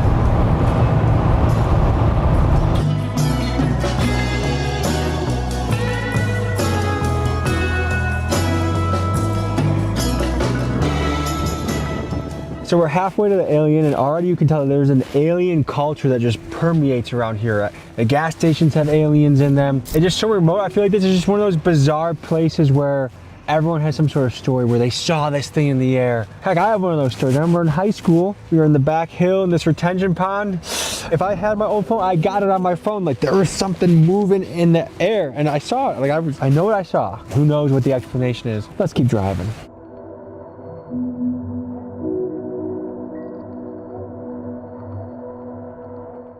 So we're pulling up into a town, the town of Rachel, Nevada, that has 19 people. We're gonna meet our alien expert friend, James, and just get the lay of the land here. We arrived late in the night at the alien, and they had a strict no filming policy. So we went nearby to the town's only gas station to meet our contact, James Fox, and make a game plan for the rest of the night. We were about to tuck in and go to bed. Yes. And you said you have another idea. Yes. There's no better time than the present.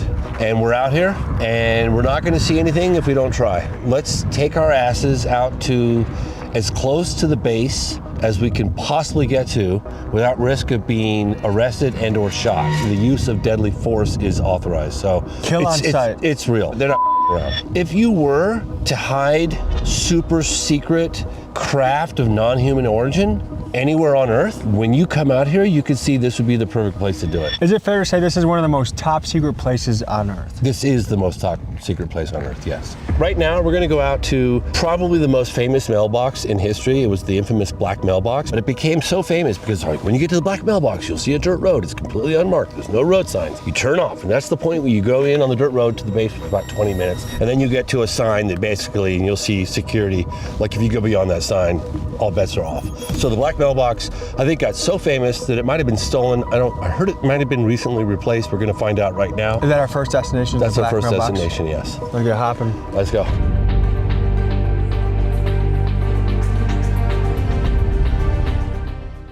Trying to find an entrance to Area 51 can be very difficult. Your phone likely won't have service as you near it. Some say it's the government jamming your signal. Just a black box? So this doesn't even exist. Google Maps just said nah. Others say it's just the remoteness of the location. The easiest way to spot a route into Area 51 is the infamous black mailbox. It marks one of the roads that can lead you in. However, tonight, we suspected that the box had either been taken down or stolen because we simply could not find it. Is it? Tommy G, come in, over. Gang, gang, baby, we're ready to slide the block. We're just gonna drive down this dirt road until we get arrested. Over. Just kidding. Did we miss the mailbox, or is that still ahead?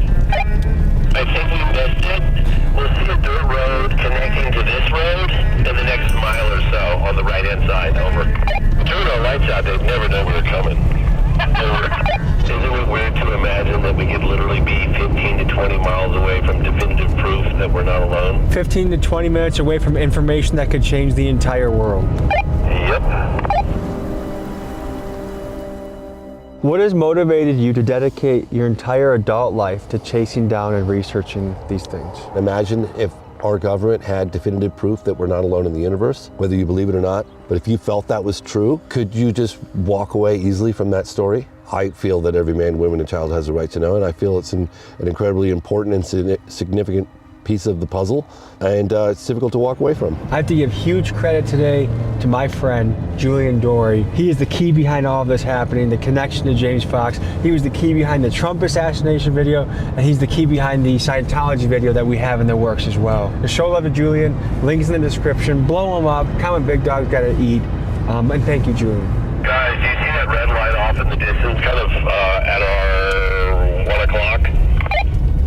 Yes. Yeah, that's apparently got all sorts of sensors, including video. They're watching us come in right now. This is security.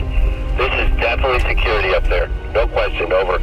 If you are considering trespassing on the Nevada Test and Training Range boundary, please consider the following consequences. You will be required to pay a $1,000 fine. You will have your car towed at your expense. You will have your car impounded at your expense. You will be brought to Hyco, Nevada to be processed. Once released, you will be responsible for transportation, blah, blah, blah. Now, my question is it telling us not to go beyond this point?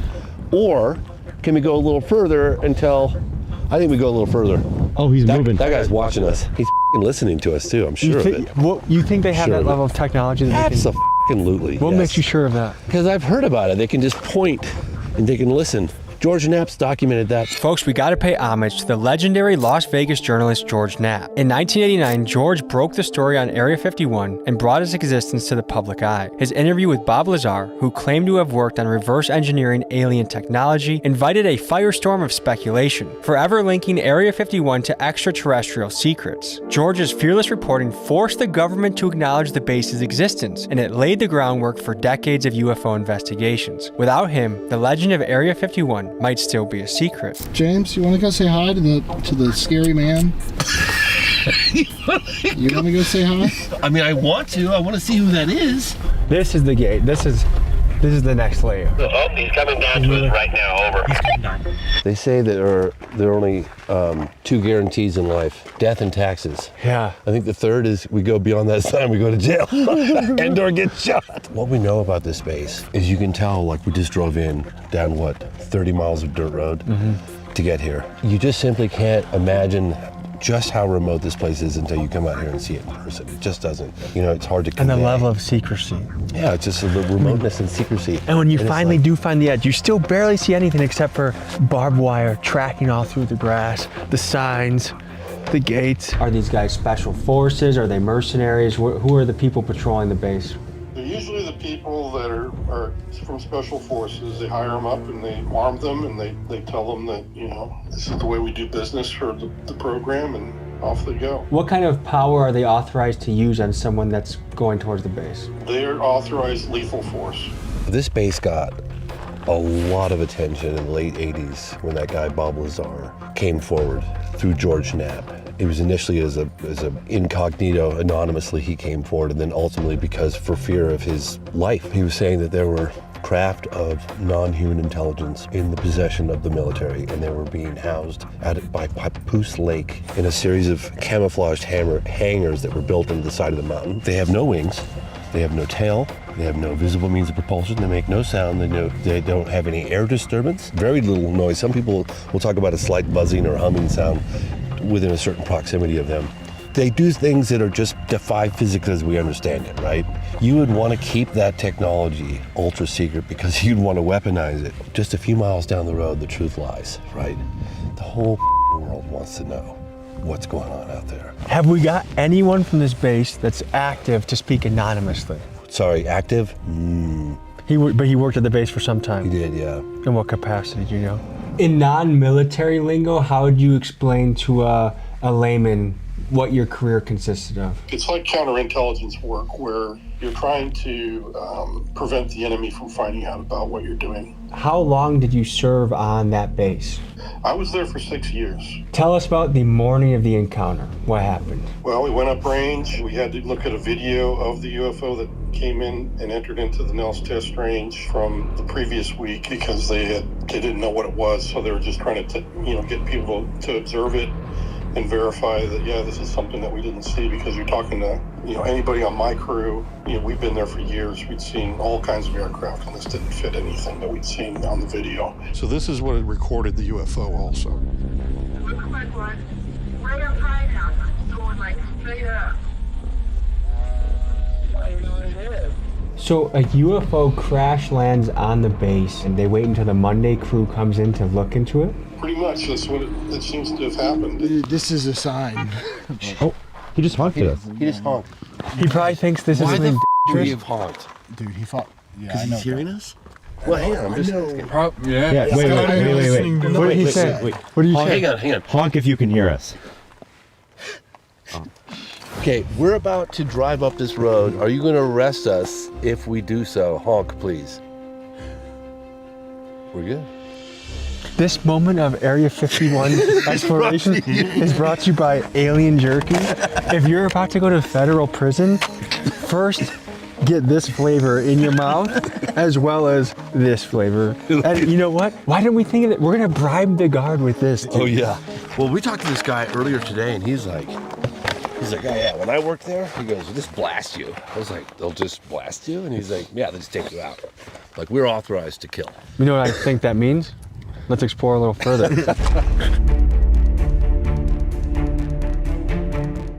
All right, what I'm trying to do right now is I just want to see where the barbed wire is. Where is the barbed wire, guys? Man, you can't even tell. We're very close to going to prison right now, that's for sure.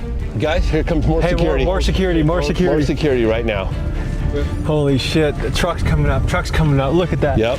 Holy shit. He's coming quickly too. Look how fucking windy it is, dude. It's cold, desolate, and there's government forces assembling right now. I know. They're letting us know that they know that we are right here. The question is... They're going together. I mean, one thing we can say for sure is we will all be going to jail if we cross the line. The question is, where exactly is the line? The only way to do it is to walk up the barbed wire from the gate. Yeah, I've already walked. Well, you want to drive down there and see it? Sure. All right. So look, Land Survey Monument. That's just government bullshit to keep us off the land.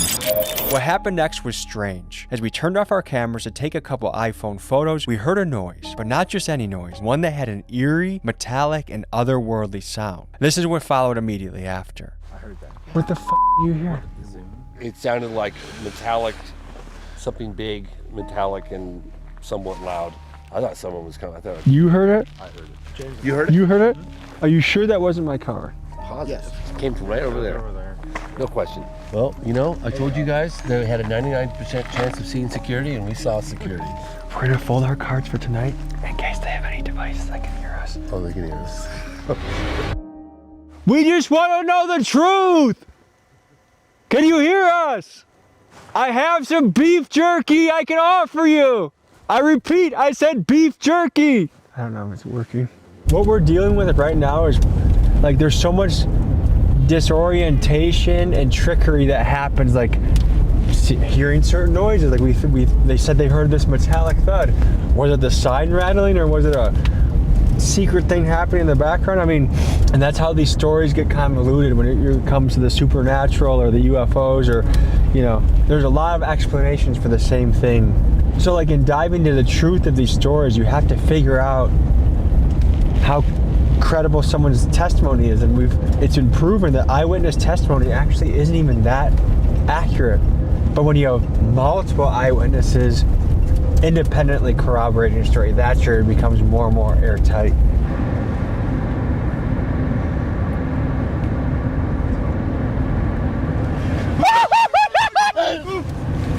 What the fuck?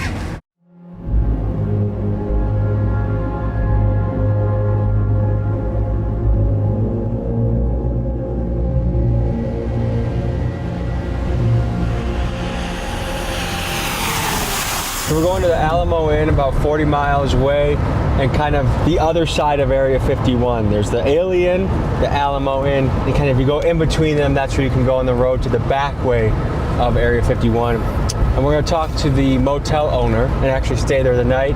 And this guy, his dad worked on the base. At both of these inns, everyone in the community seems to know someone that has had an experience or seen something or knows something. So this is a obvious and good place to go for this investigation.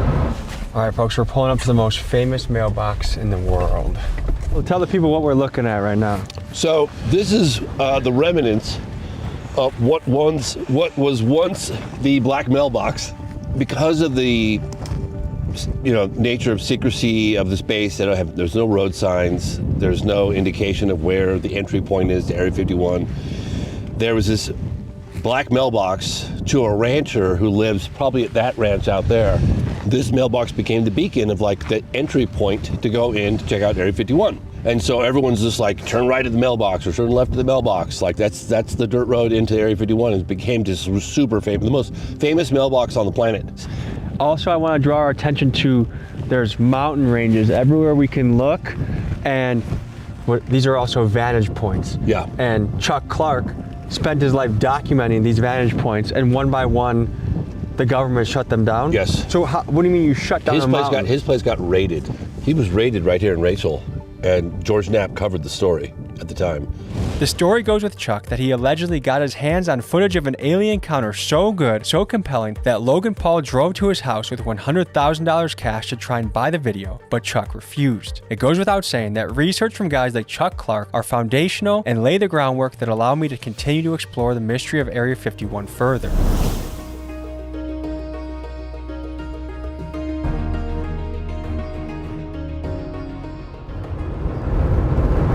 One of my favorite close encounters of the third kind in the United States took place in the desert of New Mexico in 1964 that involved an on-duty police officer by the name of Lonnie Zamora. And the Air Force files during the peak of Project Blue Book investigations have detailed diagrams and of the craft where it landed, the landing gear impressions, photographs of the landing gear impressions, the footprints from the alleged creatures, very detailed report in Project Blue Book own files. We're having a local pull up that his parents had an encounter with a non-human being right in this area in the 90s. So we're gonna get to hear the story from him and see what we make of it. This is a story that my parents passed on to me. My dad was born and raised here in this valley, in Paranega Valley. He worked out at the test site in Area 51 for a good portion of his life. You know, because he mainly worked on the test site side when they were doing the nuclear testing. He drove the trains and everything that went down inside the tunnels and that where they'd set the bombs off and that. And then when they shut that down, then he moved over to the Area 51 side. So we're all traveling on the road. We see this guy starting to kind of hail us and starts jogging towards us, but he's walking running very funny. It looked like he was going to fall over and like he was around. I'm wondering what's wrong with him. And then as we get a bit closer, I'm starting to notice that he's got very pale skin, but it's got this blue undertone like he's hypothermic. We get to the point where he's at the corner of the front of the vehicle, and the guy in the passenger seat in the front screams he's got no ears. And I'm thinking, well, that's pretty rude. Why would he say that? And then I'm stepping out onto the roadway, and I look up, and indeed he has no ears. And I'm thinking, good grief, this is really strange. Both your parents had an encounter on this road. Yes, they were coming down this road, coming over Hancock Summit here, coming back into town. They'd been out hunting or camping for the weekend, something. They were out in the hills playing around, which they like to do an awful lot. Mom says they come over the hill here, and he says you can see somebody walking down the road for quite a ways. It caught her eye. She's like, wow, what's somebody doing walking out in the middle of nowhere like this? As they got closer to it, she could see that it was dressed in, the way she describes it, is Bedouin clothing. So it was the flowing scarves and head covered and everything. Couldn't see anything other than the cloth that was around it. What was this being wearing? He was wearing a military uniform just like mine, but it was very, very clean. Then I noticed his eyes, and that's when I really got scared because the eyes were like twice as big. That's when he starts talking to me in another language. I don't know what it is, but somehow I'm understanding every word he says, even though it's a language I've never heard before. So, was it an audible language or was this telepathic? It was both. He was speaking audibly to me, but at the same time, I think I telepathically understood the words. As they got closer to it, it stepped away from the road and crouched down, along the borrow area there. When it did that, my dad continued to drive past it. She goes, hey, we ought to stop and see if they need help. And my dad just told her, no, you didn't see anything, and went on. And if you knew my dad, he's the last person in the world that's not going to stop and give somebody help, especially if they're out in the middle of nowhere like this and they're unfamiliar with the surroundings. Like, if aliens are real or creatures from another planet are real, why do you think your dad never wanted to talk about it? I think that's what the oath he took, when he went to work out there, is that he couldn't talk about that stuff. And as he's walking away, I look back at my friends in the car, and they all look like they're zombies. This guy is not from this planet, is what I thought when I saw his features on his face. You gave testimony behind closed doors. Did you do that in a skiff, or where did you do it? I did it in a skiff. Okay, and so were there members of Congress or chiefs of staff, like who? It was all the committee members, you know, from the Armed Forces Committee. What was the look on their faces when you started describing this alleged encounter with an alien? Shock. A lot of people that have had a sighting, an experience, are pretty quiet about it. They keep it tight to their chest. Why do you think that is? I think that they're afraid of being judged, you know, because there's a lot of people you say, oh yeah, I had an encounter, you know, they're gonna go, ooh, you're crazy, you know, there's something wrong with this person. What was the moment in your career where you said, I think we might not be alone? October 19th, 2017. The first interstellar object was spotted by a telescope in Hawaii called Pan-STARRS. It was given the name Oumuamua, which means a scout in the Hawaiian language. This was the first object identified as coming close to Earth from outside the solar system. It was roughly the size of a football field, flat object, pancake-shaped.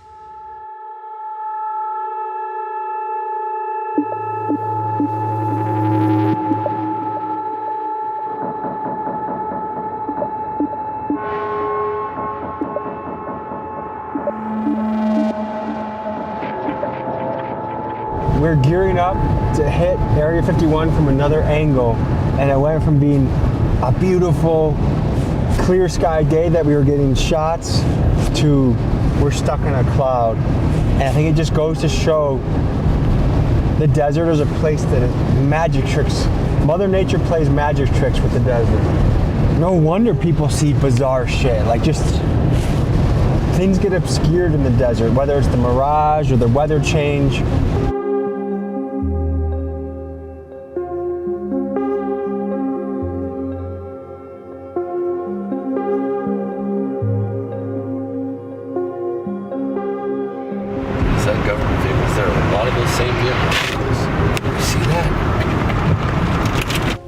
Is there another exit of the base that they're coming from that we don't know about? I've never been down this one. I've only been down that one. I've heard about this one. I don't know. But there's a parade of, those have to be government vehicles that are coming by. At around 5:30 p.m., at least 5 days a week, possibly 7, you'll see these white buses with no markings, with blacked out windows. That's kind of Scientology-esque. That's what we just encountered recently. Barreling out of this place, down this long dirt road, headed east. And then they get to 375, and then they head south, probably going to Vegas. I'm no expert in the driving habits of feds, but it seemed to me we were witnessing a convoy of Fed vehicles leaving Area 51. And for some reason, seeing all of those feds grouped together, it just felt spooky to me. Yep, there's at least 2. Looks like we got 2. One disappearing into the clouds.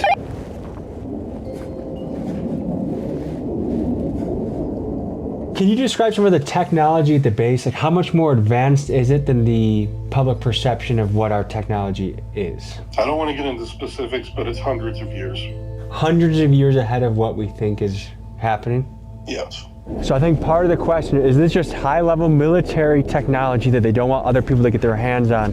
Or did they get some of this technology, the way things move, the way they turn, stop, that seem to defy our typical engineering and physics?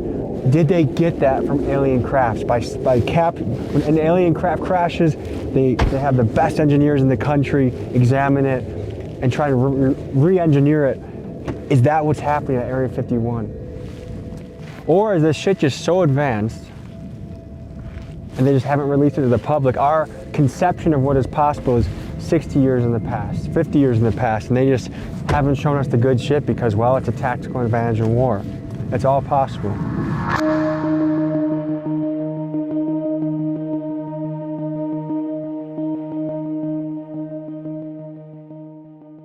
I had not gone to this entry point yet. Okay. So this is new for me. All right, you guys want to follow me? It was just this. This is what I'd call mucho security.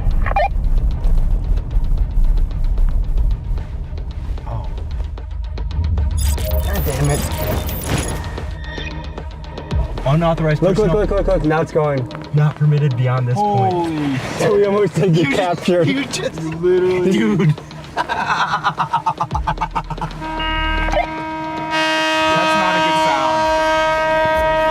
fuck out of here? Let's get the fuck out of here.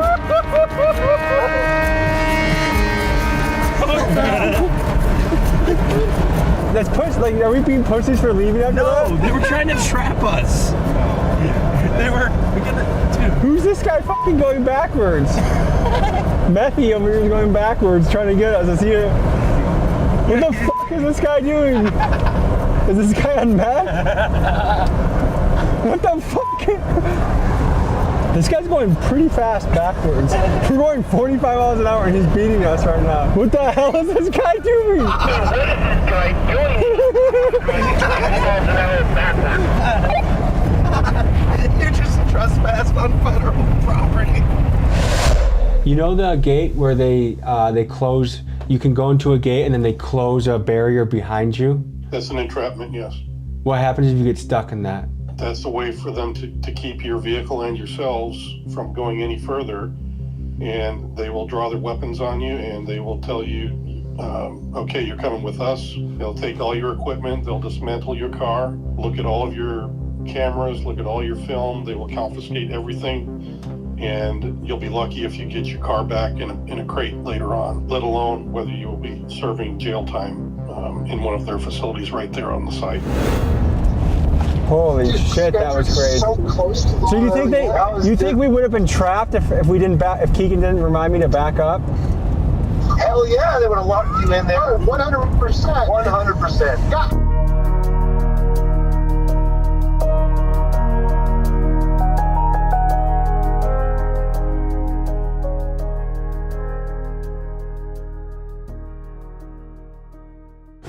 Boy, this is a big fan, so. Oh, look at that view. I know.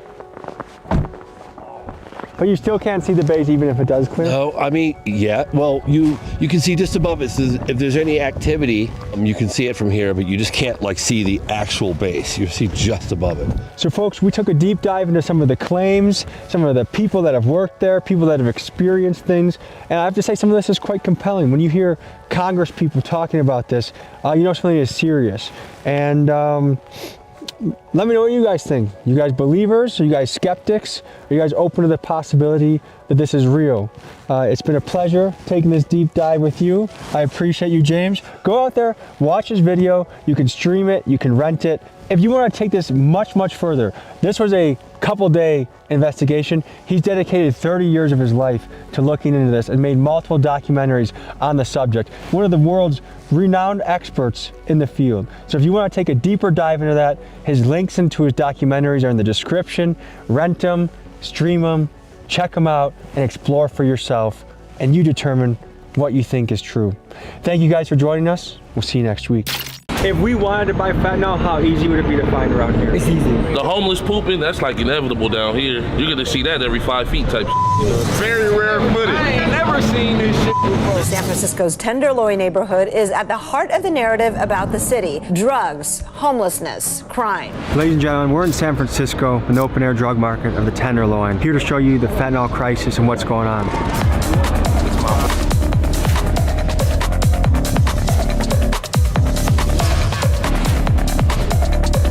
That's one of the things this place is famous for. Yasmin found the first human shit, and right behind us someone is lighting a pipe or something.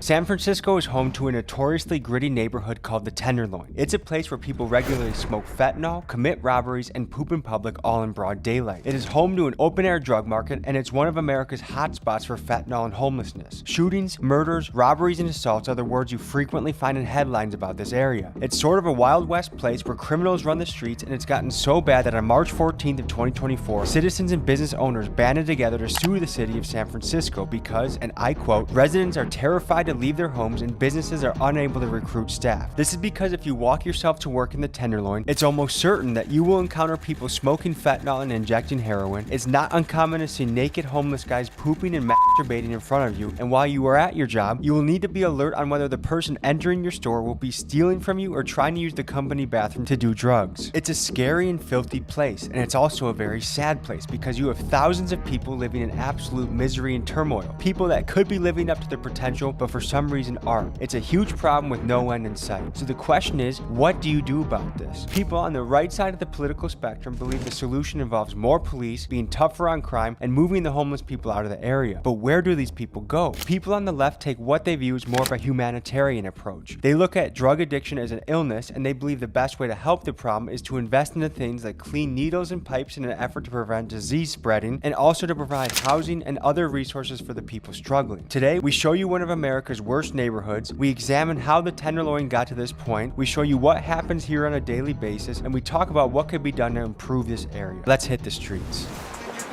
Ain't no cap in my soul, ain't no cap in my rap. I don't wait on no phone, I don't never do that. This is straight off the dome, this is straight off the head. Got your bitch giving dough, got your bitch giving. You already know we on.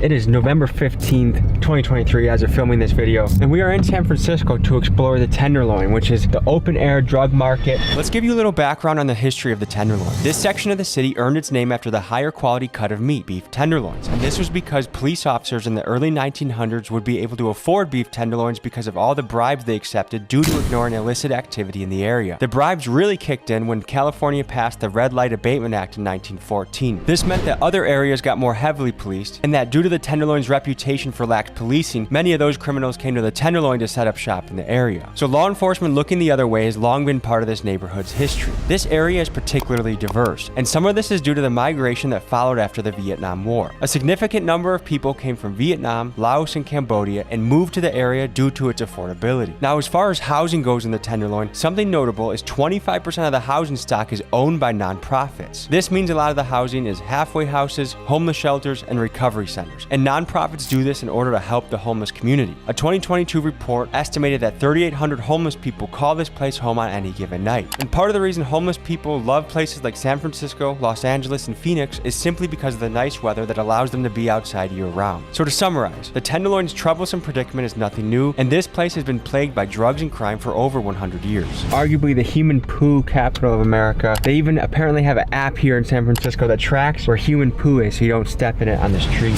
14,597 calls about piles of poo.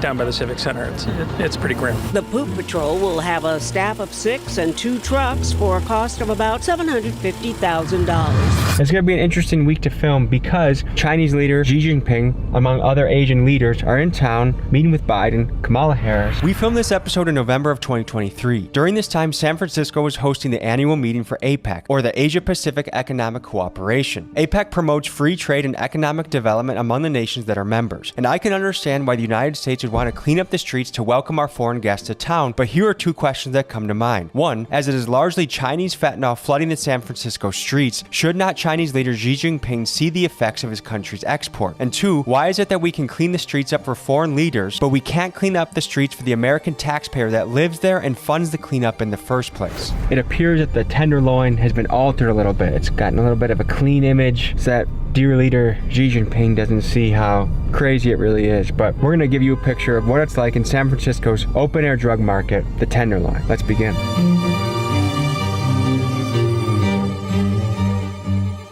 Right now what you're seeing is a lot of handsome Asian gentlemen walking around San Francisco, and from what I'm gathering from locals, San Francisco did not look like this only a week ago. They kind of cleaned a lot up. Trash are what some people in the Tenderloin have learned to live with day in and day out. Well, over the week of September 22nd, city crews collected more than 36,000 pounds of it in the Tenderloin. That's more than 18 tons, and that's only what public works crews hauled away. It doesn't even include what was picked up by the CBD or Urban Alchemy, and it's just one average week. The trash never stops. This guy looks like Secret Service or...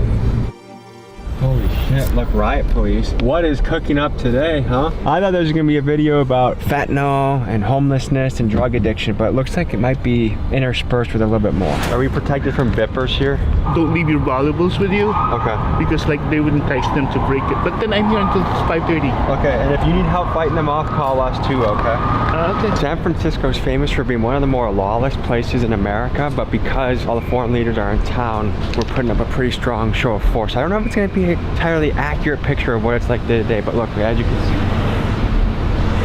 police and law enforcement and whatnot. These guys are zooted and booted and ready to rumble, so I'm guessing there's gonna be some clashes today. We're gonna go meet with some of our contacts, guys that can really show us what this thing's about. That's what this channel is about, getting inside access to places most people don't, so we can bring you the real, honest, raw truth. I have a feeling it's gonna be a little harder today for people to sell fentanyl with all these law enforcement in town. Can we go through this way, go around? So something that I think is always interesting about when you find like homeless camps and really bad drug issues, that it's very close to high wealth areas. So we got our whole Ray-Bans, we got designer fashion. In the midst of this is extreme poverty. We're meeting our contact at this train station. We'll see you guys then.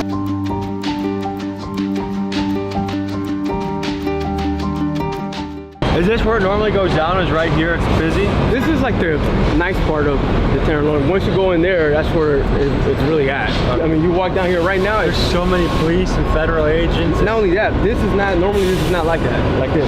It's really, really dirty. So where I'm from is about 10, 15 minutes south. But yes, I've been here, you know, Bay Area, Stockton all my life. Nice to meet you. Nice to meet you too. How you doing? How you doing? That's my brother. How you doing, brother? We waiting on my cousin right now. All this Apex shit got it real crowded. So he said he like 5 blocks away, but he driving. So is it not normally like this? I noticed there's like a million feds, a million police around here. It's never like this. You pick like the exact week where you be a little funky in the Tenderloin? Yeah, for sure. I said we used to be out here doing our thing probably about 12, 15 years ago.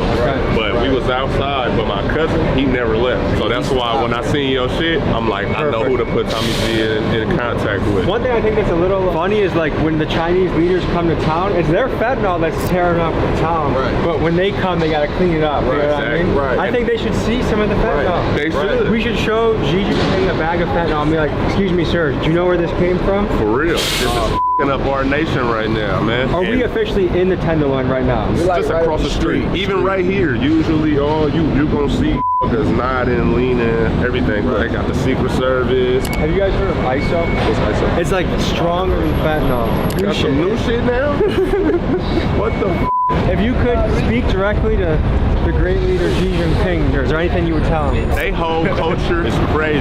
From what I heard, at least, ain't it communism? Yeah. What do you think about communism? Just being from America, I don't think it's right. I don't think one person should have that much power. We are in the BART, which is the subway or train transportation, system? Bay Area Rapid Transportation. What do you notice that's different about today compared to normal? We are literally at one of the grossest, nastiest BART stations that I ever know. In San Francisco. And it's clean today. It's clean. So what do you think it is that when foreigners come to town, when presidents from other countries come to town, we can clean it up? Or when regular old Americans are here, hey, we're just gonna make it a shithole. What do you think about that? I think it's backwards. We need to run.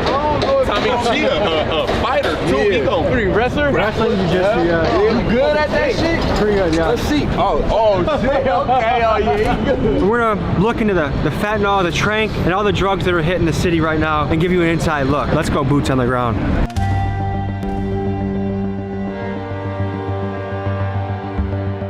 It'll be a lot more of these right now.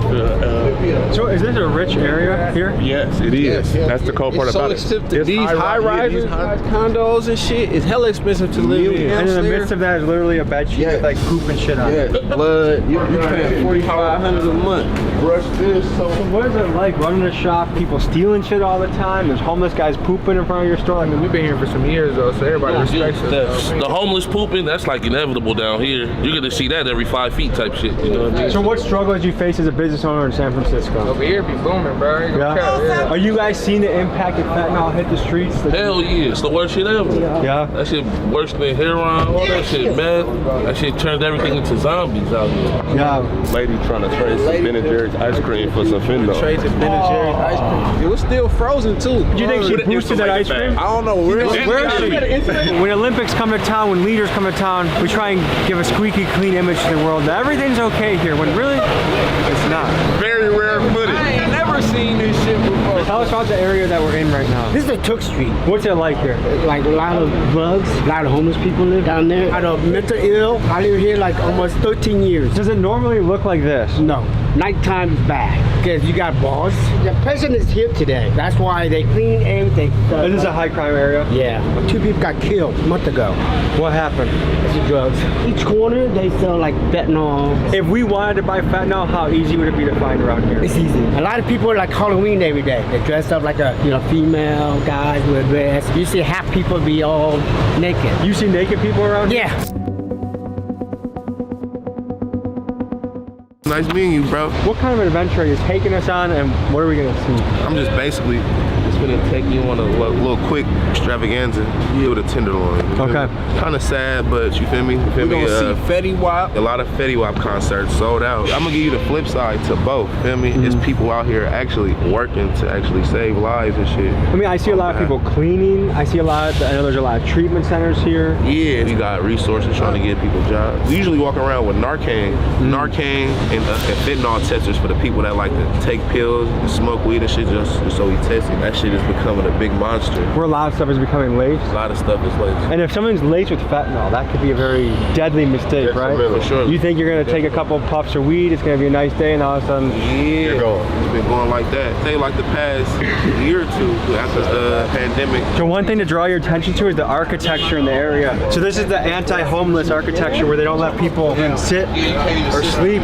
What do you think about that? That ain't stopping shit. Now they just putting up tents. Homelessness is something that's much easier to get into than out of. I had a conversation with a professor from the University of Wisconsin that researched homelessness, and when it comes to breaking down why people become homeless, he said it's easiest to break it down like this. A third of the people are homeless due to drug addiction issues, a third are homeless due to mental illness, and a third are homeless because they were living paycheck to paycheck and one financial setback took them out. And really there's a lot of overlap between those three categories. But let's dive more into the financial aspect. Only 44% of Americans are equipped to handle an emergency expense of $1,000 or more. So whether it be a car repair or a hospital bill, that's enough for many people to miss rent and begin the downward spiral to homelessness. What's more is a lot of the people that are homeless were dealt a bad hand from the beginning. One study of women living in temporary shelters found that 78% of them reported being the victim of childhood abuse. That's staggering. When you consider the following variables, a nationwide trend of rent and cost of living going up, inflation lowering purchase power, easy access to highly addictive drugs, in particular the fentanyl that's flooding across our southern border, high rates of mental illness, an all-time high of household debt, and relatively low amounts of savings, these conditions make for the perfect storm of homelessness.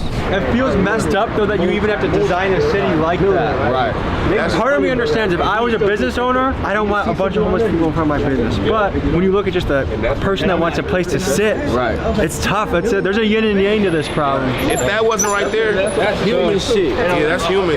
That's one of the things this place is famous for. Yasmin found the first human shit. What can you tell us about the Tenderloin? I'm from Milwaukee. I haven't seen anything like this before. You know, the Tenderloin is supposed to be like when you cut meat, they say the Tenderloin is like the most precious part of a meat, right? When you're doing like the little Jewish cut thing or whatever. So this is like really the prime financial area. You know, we got the financial district down the street. There's money out here, really, is what it is. You get deep into the Tenderloin, it's like with all this money out here, it ain't changing the poverty out here. It ain't no in-betweens out here. Ain't no middle class. You either living dirt poor, or you living up, or you getting it up. It's pimping, hoeing, dope, dealing, killing. Out here, you know what I'm saying? Police don't give a f. You know what I'm saying? I can tell. It seems like things are pretty out in the open. Like you don't have to really worry about it. They don't give a f. Many people have been complaining that San Francisco is too soft on crime. So let's examine the policies that are in place in the city. Chesa Bodine, who served as DA from 2019 to 2022, ran on a progressive platform of decarceration and justice reform. One of the first policies he implemented as DA was the elimination of cash bail for certain offenders not deemed to be a public safety risk. Progressives argue that cash bail creates a two-tiered justice system. If you don't have money for bail, you will be stuck sitting in a cell while a wealthier person is able to walk free. Furthermore, the issue is compounded as impoverished people are forced to work with public defenders who are underpaid and overworked. Conservatives push back against this because they believe this creates a revolving door system that the criminals are aware of. Not only do the criminals have no fear of consequence, but this also results in a demoralized police force that doesn't want to do their job if they know it won't have an impact. Let me know in the comments which ideology you'd prefer to have in charge in your city. The only thing is, you see kids come and respect kids. You see women and older people respect them. You know what I'm saying? It's like, see somebody grandma coming, hey, put that shit away. The Chinese leaders in town right now, and you know where all the fentanyl comes from? China. So what do you think about that? It's all part of the government plan. They put Coke and Coca-Cola at one time. I mean, it's all population control. It's all part of the life that want to keep control. If they don't keep control of people, then one day they feel that they'll be overpopulated like China. So you think the government is letting it in to try and take people out? I think that the government is having no choice because China has the most power and has the most money when it comes to influencing other countries. I mean, we're America. We're a country that's supposed to be the land of the brave, but in reality, I mean, we're the land of the brave or the slaves. So I can't tell you the truth, man. China is a place that they've been dealing with America. They know how to infiltrate and they know how to do things. So I think that we got an enemy that we just finally got to meet our match. You know what I'm saying? How much money do I need if I want to buy a hit of Fetty? How much money do I need? Shit, I mean, I can't tell you all that. You better ask somebody that sell it. If you look around the ground, you might find a sack, man. All I can say is, if you don't know what it is, you better ask somebody. Documentary and shit, you know, rapping shit now. Yeah, I know that, huh? What's up? What kind of documentary you got? Feel me? How you come up down here? I come up down here from Oakland. I'm out here saving lives on this fentanyl shit and shit too. You feel me? Okay. You know, over 620 people they got record is dying from that stuff. I'm gonna give you some facts about that shit. This is my uncle, y'all. He gonna tell y'all a little bit more about what's going on. What is it like sweeping through the streets right now? It's not too good right now because, like I said, it's over. What they got record is over 620 people dying from fentanyl. What do you think should be done? They need to have more education for them. A long time ago, they used to have programs like CEDAR, which was a training program. Fentanyl is a problem of it, but what's the underneath of all the fentanyl? When I'm talking about the mental health, the homelessness, but you got the people like the mayor making skating rings. I mean, it's okay for them to skate, have a safe place to go to skate, but you build that thing costs a couple $1 million, and you ain't got no place for these homeless and sick people to go. And this is a lifesaver. But some of them get mad when you finish this to them because they get high and they get away from all their problems, right? And that's another reason they get high, they get away from their problems. Oh, there's more poop right here. So that's poop number 2, and that was only a half a block away from poop number 1. But you're gonna see a lot more of that. That's okay, that can be addressed easily. That's nothing. Compared to other problems, that ain't shit, right? That's shit, but you understand what I'm saying? I see what you're saying. When did fentanyl hit the city? During the fucking pandemic. What can you tell us about the Tenderloin, man? Shit, it is what it is, you feel me? We're ready to get our money, eat, you feel me? What advice do you have to someone battling addiction? Shit, just stay strong, try to stay grounded, and put your trust in God, you feel me? Are there resources for people out here that are looking to get help? Yeah, there's resources, you know. You gotta want it though, you gotta want it. If you don't want it, then you ain't gonna get it. All right, well, have a good day, okay? You too, God bless.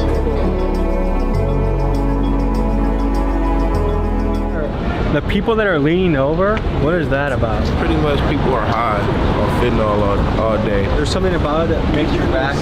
Yeah, that's kind of like what I watch your steps and species and shit around. But, when you see that whole look and everything, we pretty much know what's going on, especially when somebody's standing up sleep. We interrupt this broadcast. That just, it's kind of unbelievable, isn't it? Yeah. Y'all don't have one of these in Milwaukee? We don't have human shit everywhere. Oh. We have our issues in Milwaukee, but not human shit. Well, I think this is a welcome center. Like they might give Narcan and all of this. This is some resource shit that we might want to get on there, bro. Next, we talked to a guy from St. Anthony's. St. Anthony's is a nonprofit that hires a lot of ex-cons to do social work in the area, and I think this is a great idea because if you want someone to navigate the streets properly, you should probably find guys that know the streets and have been in the streets themselves. So tell me what you do here and where we are. Jones and Golden Gate, and I work right here at St. Anthony's. I work with the homeless. We give them showers, we wash their clothes, we give them food, and we help them like basically get off the streets. Sounds like you got your work cut out for you. There's a lot of people here that need help. What is it like and what do you see day to day? Day to day I see people overdosing, we bringing them back. It's crazy.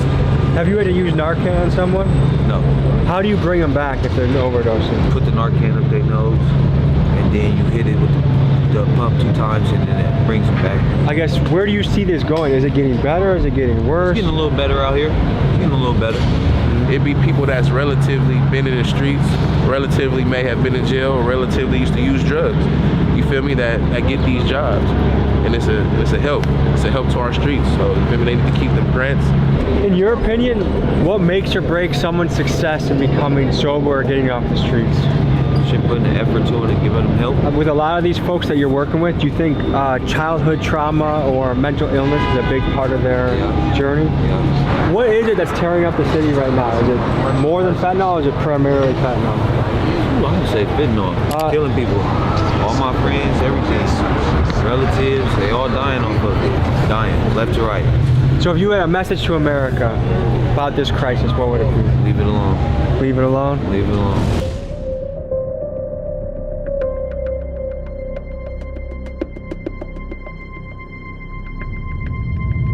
Current day, that fentanyl is just huge in the city. When did it start hitting the city, and when did you first hear about it? I guess maybe 3 years ago, and I don't use fentanyl anymore. I used it for a short period, and then now I got injured. I went to the hospital. They put me on methadone, and that's the end of the story with fentanyl. What's your drug of choice now that you're trying to escape? I guess meth. Meth? Okay. And for someone that lives around this area, how easy is that to find and buy? It's on every corner. Every corner? I would imagine in your shoes that makes it very hard to get away from it. You can, yeah. Is there anything the city could be doing better to help someone in your shoes? Gotta educate people. What's the first hit of meth? Was it love at first sight? I think it might have been, yeah, but that's because you're trying to fill a hole. You're trying to fill some kind of an emptiness. What's your plan forward, or what's your next move? Well, my goal right now is to get housing, legal housing, not a squad or. If there's youth watching this that are wondering if they should experiment with drugs, as young people, you're not missing anything. You don't need to do drugs to feel like you're gonna be a part of something. It's not necessary. Just have a good life, drug-free, and stay healthy. What do we got here? Number one team there is, Warriors.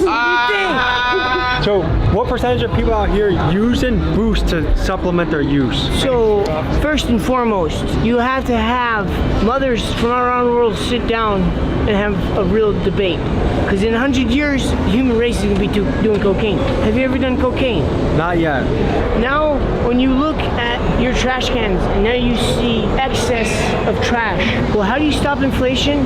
When you start talking to your neighbor and realistic that in 100 years, the human race will be doing cocaine, will be doing opium, will be doing fentanyl. Then that person is going to boost. So the more you boost, the more you hurt your neighbor. So now you don't know your neighbor that well. So now that there's conflict because no, I don't want my niece growing up and using drugs. So we come full circle, or if you talk to your neighbor more, then you zone better. Because now it's not decriminalizing it, it's legalizing it. Why? Because we're letting the underworld win at night. When you're honest with yourself and say, you know what, my mother says, you know what, I'm talking to the other mother from another continent, my son does that too.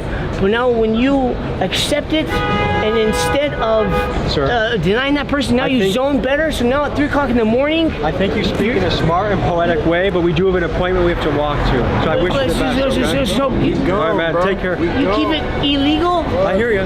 When you see cities like Los Angeles, San Francisco, New York, with crime and all the bad things that are happening there, it's easy to point at them as a punching bag for bad progressive policies. And while I do agree some of those progressive policies are counterproductive, I do think it's important to highlight that in rural areas across the country, you look at Kentucky, Mississippi, West Virginia, these are Republican-dominated places, and they have a lot of the same problems that the progressive cities do too, just in rural pockets. High rates of drug addiction, high rates of welfare, high rates of unemployment. So if we are going to advance as a country, I think we need to compare notes and work together as a team to say what solutions are truly going to benefit each area, and what can make a city a good, safe, and employable place to live no matter where it is in the country. And right behind us, someone is lighting a pipe or something.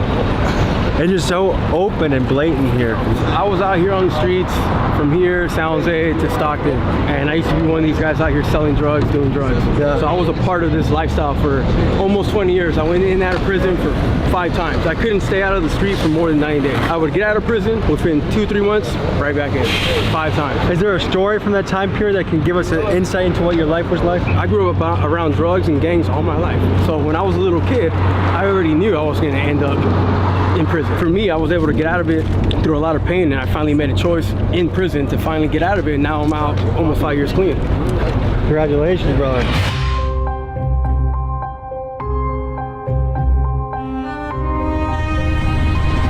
How you doing? Welcome to San Francisco, brother. Thank you. Our area right here in Soma and the Tenderloin really has not changed too much at all. As you can see, we have a lot of children in this area that got to walk through this. This area of San Francisco with these buildings and complexes actually have the highest concentration of children in all of San Francisco. So it's just really frustrating to see that our area is being affected by the drugs and the homelessness the most. A lot of the businesses out here have been shut down. Everything in this radius, honestly, has been shut down. You see a lot of these black bags that these individuals are carrying around. Those black undiscreet bags come from this place called the Harm Reduction, the Needle Exchange down on 6th Street. I'll show you guys. They give out a lot of utensils and paraphernalia to drug addicts that are struggling. It doesn't really help them. It's actually enabling them and keeping them in this cycle of using. Let's talk about the business of harm reduction. In 2023, over 800 people died from overdose in San Francisco, 80% of which involve fentanyl. One of the ways that people try and reduce this is harm reduction. Harm reduction is the providing of paraphernalia such as pipes, needles, and foil to addicts for the safer consumption of the drugs. Many people argue that while you are working on the larger issue of getting people out of addiction, you might as well work in the meantime on the task of giving them clean tools to prevent long-term negative effects such as HIV, hepatitis, and other diseases from being spread. Millions of dollars flow into San Francisco every year to help towards harm reduction. This spending allows the distribution of over 240,000 needles every month to drug addicts in San Francisco, or about 1 needle for every 3 residents in the city. The position of harm reduction is a controversial one. San Francisco Mayor London Breed was a longtime supporter of harm reduction, helping to launch the Safe Injection Task Force program in 2017. However, in February of this year, she reversed her position, saying that harm reduction was not reducing the harm, it was actually just making things far worse. Experts criticized this statement, saying that this was just a political move for the upcoming election, not a statement based in facts. But needless to say, drug addiction and homelessness are at the top of mind for San Francisco people as they head to the polls. Honestly, what I've seen is a lot more younger, able-bodied individuals that are down here on the streets. I mean, these individuals could be working, they could be doing something, but they are being pacified by the government with $800 a month from general assistance, the ability to steal anything they want from the stores with no repercussions, and to open their drug market, which makes it ridiculous. You know, I was a criminal. I sold drugs, I used drugs. I'm what the courts call a career criminal. I've changed my life around, but I have been caught several times for selling cocaine and gun possession and different things of that nature. With no consequences, there's no incentive to get right and change your life. It's a beautiful thing when you can change your life around until you really get sober. And now, I don't believe, don't get me wrong, I don't believe in mass incarceration. I don't think people should have to go to prison to get clean off drugs. However, a 90-day detox is not too much to ask. If you're trying to get sober yourself, do not come to San Francisco. Listen to me, do not come to San Francisco if you're trying to get sober. These programs are riddled with too many obstacles for you. It's going to be really a struggle to stay clean. When the federal judge told me I shouldn't come back to San Francisco, when my federal PO told me I shouldn't come back to San Francisco, when the drug counselors told me I shouldn't come back to San Francisco, I didn't really understand why they were saying that, but now I do see why. You got to have a lot of tenacity to hold on to your sobriety in this area. Hey fellas, is there a harm reduction site up here? They give the needles and the tinfoil right on 6th Street, right?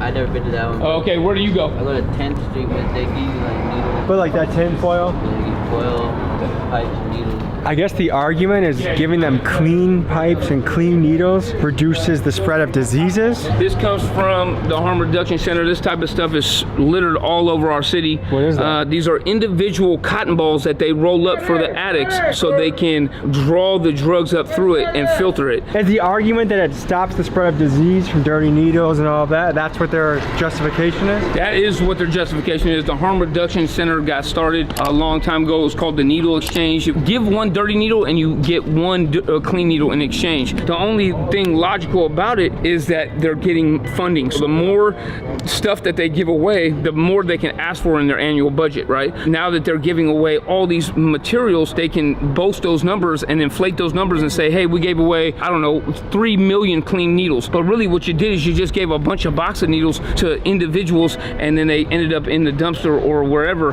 When people like Richie hear that their tax money is going towards drug addicts, receiving free needles and pipes, it's easy to see why they're getting mad. We are living in a time when many Americans feel like they are barely able to make ends meet, but the taxes keep getting higher and the politicians we have locally and nationally have no accountability with our money. For example, it appears we don't have money to support our troops at home, but we do have money to send overseas to help other countries bomb men, women, and children to fuel wars we didn't want to be involved in the first place, and these decisions are being made by representatives that oftentimes have a financial interest in the war and are vested in stocks like Raytheon and Lockheed Martin. Homelessness, another example. It seems we don't have the money to solve this issue, but we do have the money to house illegal immigrants, give them hotel rooms, phones, groceries, and more. I guess the question that comes to mind is, why does it seem like non-Americans are being prioritized when it comes to spending American tax dollars? But how do we change this? If we don't pay our taxes, we go to jail. But if our politicians that are clearly insider trading and pretending to be public servants, if they can't account for the spending of our money, or if they go massively over budget, it's all good. They get to keep their job and keep their stock portfolio that is outperforming hedge funds. So this is a bit of a rant, but all this to say, even if the nonprofits are having good intentions, we are living in a time when people are particularly sensitive to how their tax money is spent.